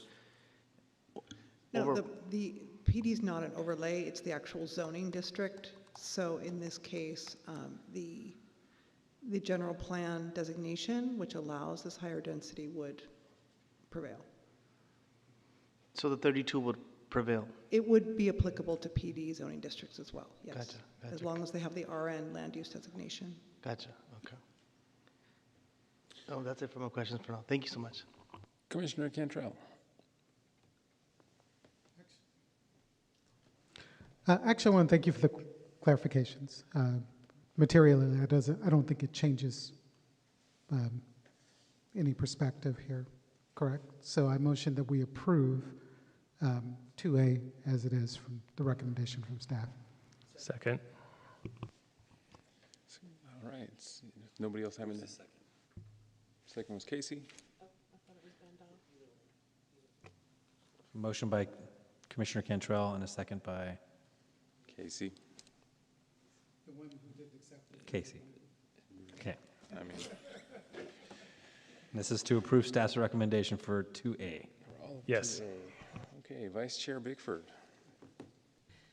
Yes, but I'm confused why we pulled it out to begin with. I just wanted some clarifications. Okay, yes. Okay, Commissioner Barocio. Yes. Commissioner Bondal. Yes, I thought that, I pulled it off because I thought right now would have been the appropriate time to ask my questions regarding this topic. Thank you. Chair, I'm sorry, could we, for me, clarify what we're voting on? We are voting to accept staff's recommendation on 2A. Oh, thank you. So Commissioner Bondal, yes. Commissioner Cantrell, Clear, resounding yes. Commissioner Cow, Yes. Commissioner Casey, Yes. Commissioner Escobar. Oops. No changes. Then yes. Commissioner Nguyen. Yes. Commissioner Oliverio. No. Commissioner Young. Yes. And myself is a no. I would actually rather see 40. But the motion passes 9 to 2. And Chair, I didn't have a chance to comment prior to the vote. I just wanted to summarize that I think what's being proposed is once neighborhoods actually catch on, I think it's going to potentially generate a lot of mistrust of City Hall since this is not being done around the country. It's rare and infrequent. The results are not clear from Minnesota and Oregon that it actually provides affordability and other factors. I think if we were in a situation where the state was doing nothing and never passing a law on housing, that's a different story. But we have a state that is passing laws left and right, and more are coming. And I think if we just simply implement state law, we will generate more units, and actually in a way that's better for transportation, for the environment, that's kind of goes with the basic precepts of the General Plan 2040, where the planning and building of the city is intentional rather than haphazard. Thank you. All right. On to Urban Village Strategy, number 3. Okay. Is there anything that anybody would like to take out of number 3 that you'd like to discuss or vote on individually?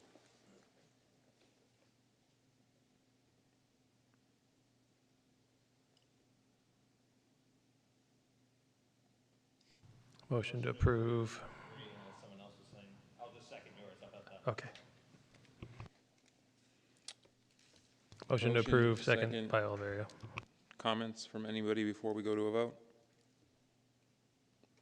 Seeing none, we'll move to a roll call vote. Commissioner Bickford? Yes. Commissioner Barocio? Yes. Commissioner Bondal? Yes.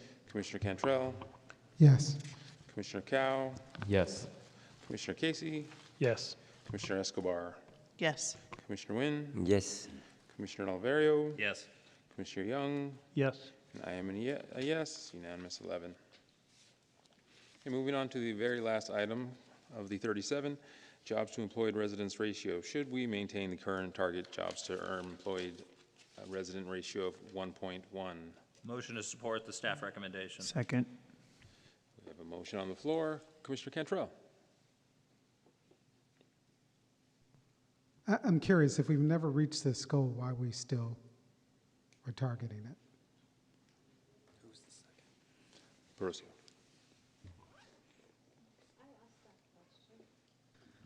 Permission to respond. Feel free, Commissioner Bickford. I asked that question actually in another conversation, Commissioner Cantrell, and the answer was it's a number that we should aspire to, regardless of whether today we can meet it, because if we get there, it is much better for our city. And decreasing it creates a perception that we're not even trying to get there, and we don't want to do that. Okay. So my second question is, give me the formula for this. Yeah, what is this? What's the math? I'm sorry, can you repeat that? What is the math? How did we get to this number? So the way that jobs to employed residents is calculated, I guess to get to I think what you're asking for is the methodology of how we're looking at the future, right? So, and I'll ask Sanhita or Ruth to also add to this if I get this wrong. But what we look at is we look at population projections, but then we specifically look at growth in the employed population. So over 16 and the growth in that segment, and then look at what the unemployment rate is and what the changes to the unemployment rate are projected to be. And that's sort of how the calculation is determined. We did look at various projections from Plan Bay Area and the Department of Finance as well in terms of population growth and projections. What we found based upon those two, because they're kind of the two extremes in terms of conservative population growth and then more generous population growth, is that we're still around this target, you know, if we look at kind of those two gauges. And then I guess also to add on to what Commissioner Bickford said, if we were to adjust this ratio, it would mean lowering our overall jobs capacity that we've planned for in the general plan. And even though it is a very aspirational goal, we feel like we should still maintain that capacity for in the future if there was something that came through that was very, you know, beneficial to the city economically.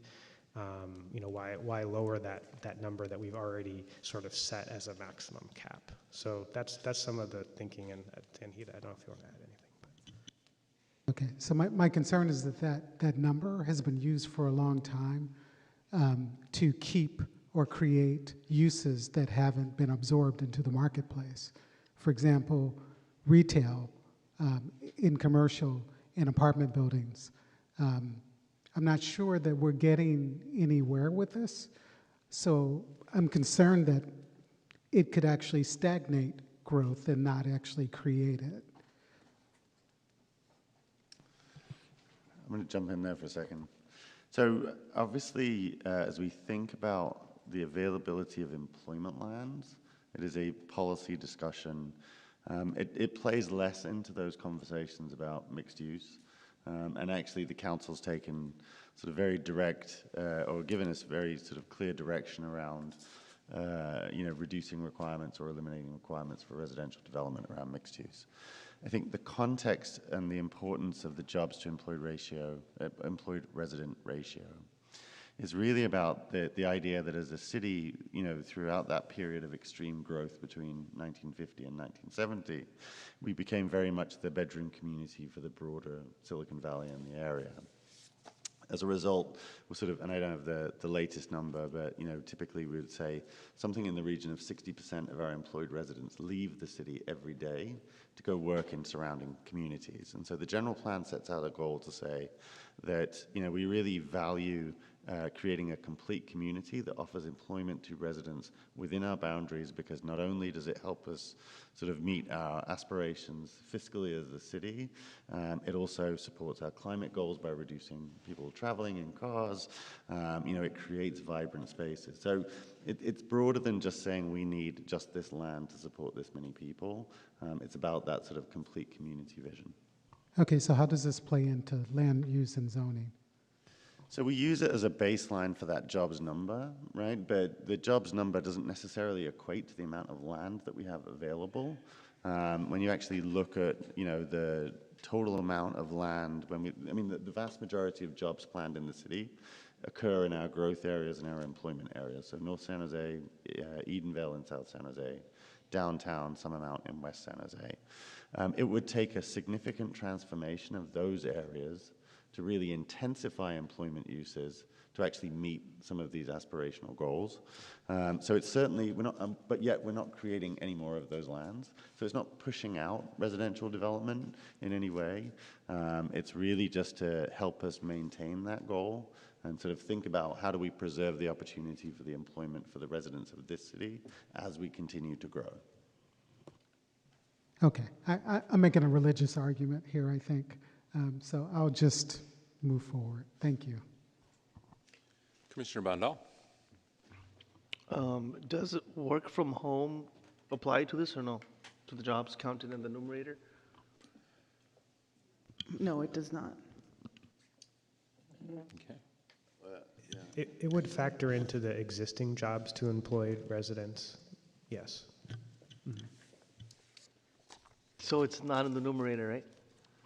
So again, the jobs and the employed residents aren't necessarily the same, right? It's not like an employed resident that has a job in this city. So if somebody is employed and a resident of the city, they occur in the employed resident number. We don't count work from home jobs unless it's a business that's registered in San Jose. So hybrid work, so somebody that's working out of a corporate office in a surrounding community that has the opportunity to spend a day or two at home, we don't get credit for those jobs in any way. The city does not collect business taxes from folks that do remote work. No, I understand that, but it's just, you know, when you think of the ratio, you think of, you know, who's employed in the city of San Jose, not working. I'm just throwing that out there. I get it, that's why I asked the question, but. But yeah, going along with Commissioner Bickford's comments, I think we need to chase the 1.1. I think having this 1.1 shows that our mindset, our trajectory is to kind of go there, envious of our surrounding cities that have 2.0, 1.8, 1.6. So I appreciate that, and I support the 4A. And is there a motion on the floor at the moment, or? Yes. Okay, support the motion. Okay, let's go to a roll call vote. Vice Chair Bickford. Yes. Commissioner Brosio. Yes. Commissioner Bondal. Commissioner Cantrell. My mom asked me to not have religious or political arguments in kind company, so I'll say yes. Commissioner Cow. Yes. Commissioner Casey. Yes. Commissioner Escobar. Yes. Commissioner Nguyen. Yes. Commissioner Oliverio. Yes. Commissioner Young. Yes. I am a yes. Did I miss anyone? Okay, that's 11-0. The motion passes unanimously. All right, that's the end of the general plan public hearing. Thank you all. All right, moving on. Referrals from city council, boards, commissions, or other agencies. So just to give you an update, the only item that's been seen before the city council that came before, sorry, I should be in good and welfare. There are no referrals.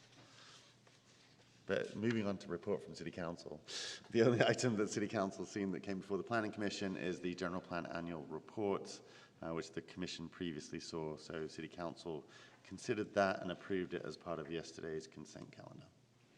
Okay, subcommittee formation, report, and outstanding items. See none. Okay, moving on to item 9C, election of the chair and vice chair for fiscal year 2026.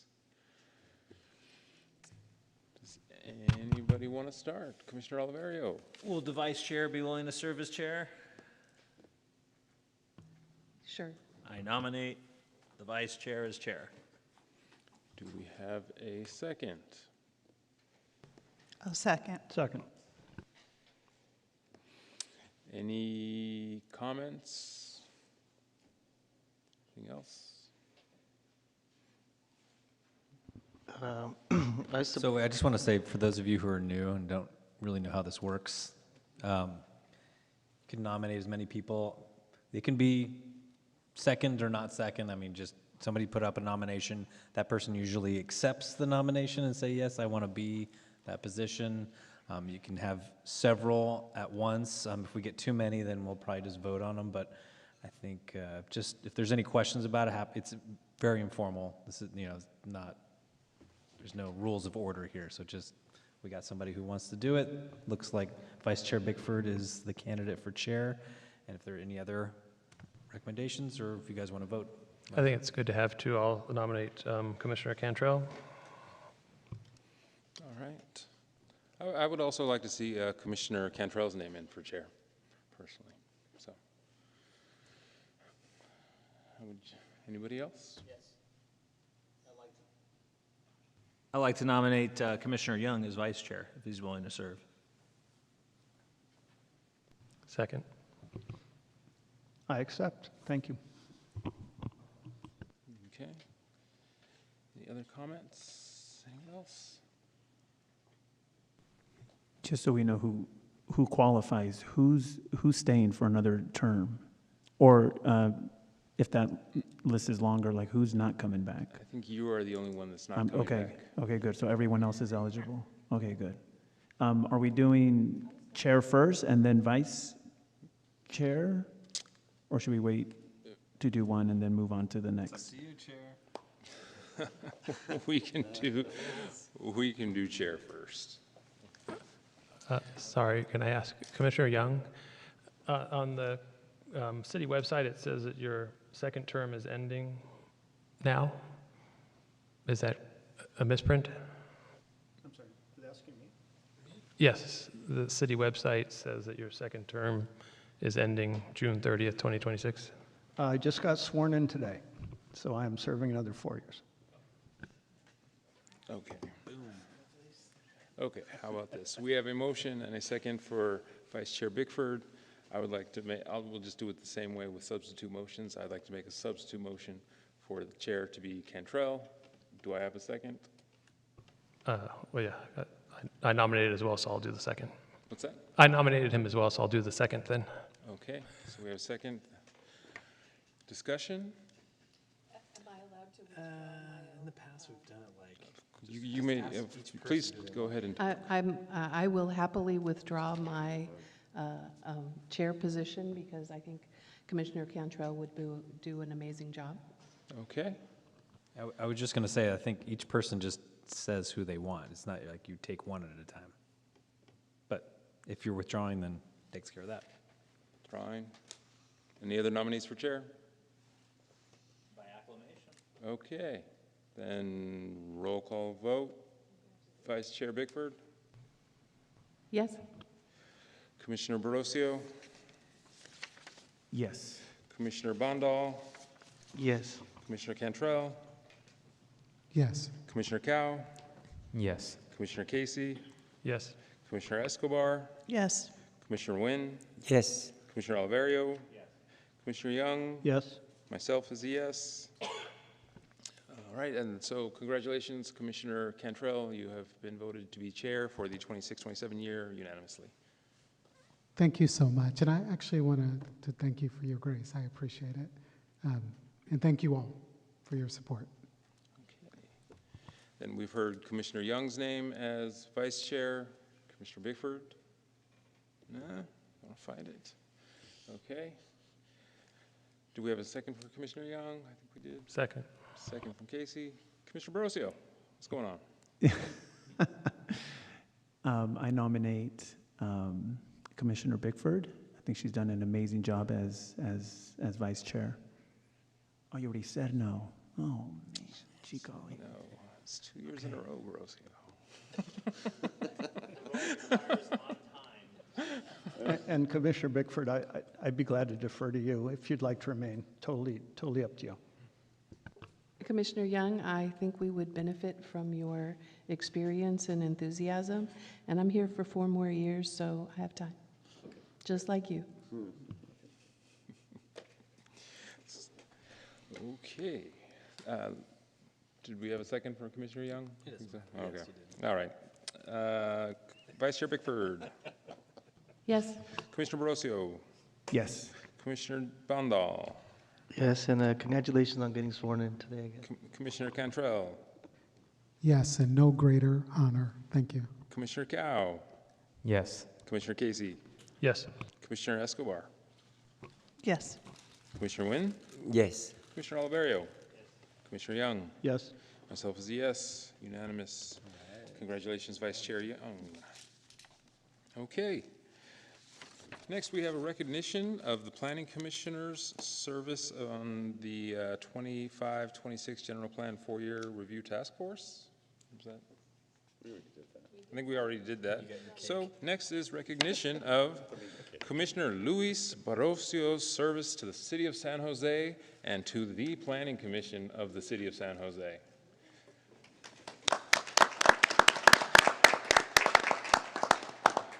I first watched Commissioner Barocio interview alongside Commissioner Oliverio on YouTube, probably in 2020, and I remember the speech you gave and why you wanted to be a planning commissioner, and I am so glad that you have been a member of this commission. It's been wonderful working with you. Right on, thank you. And it's been great learning from everyone that is here and people that I met that are no longer here. And I know you guys will continue the great work. Thank you. And thank you to staff. I know you guys put in a lot of hours and have a lot of patience. And at the task force meeting, I wanted to know like what our nicknames were. But maybe now that I'm off the commission, you can tell me. But thank you everyone. Thank you for the community that has been watching and has been following things that impact their city. Thank you to them as well. All right, let's finish up and then we'll take a picture. Okay, anything for the public record? Okay, hearing nothing, then we will adjourn this meeting at 9:40 p.m.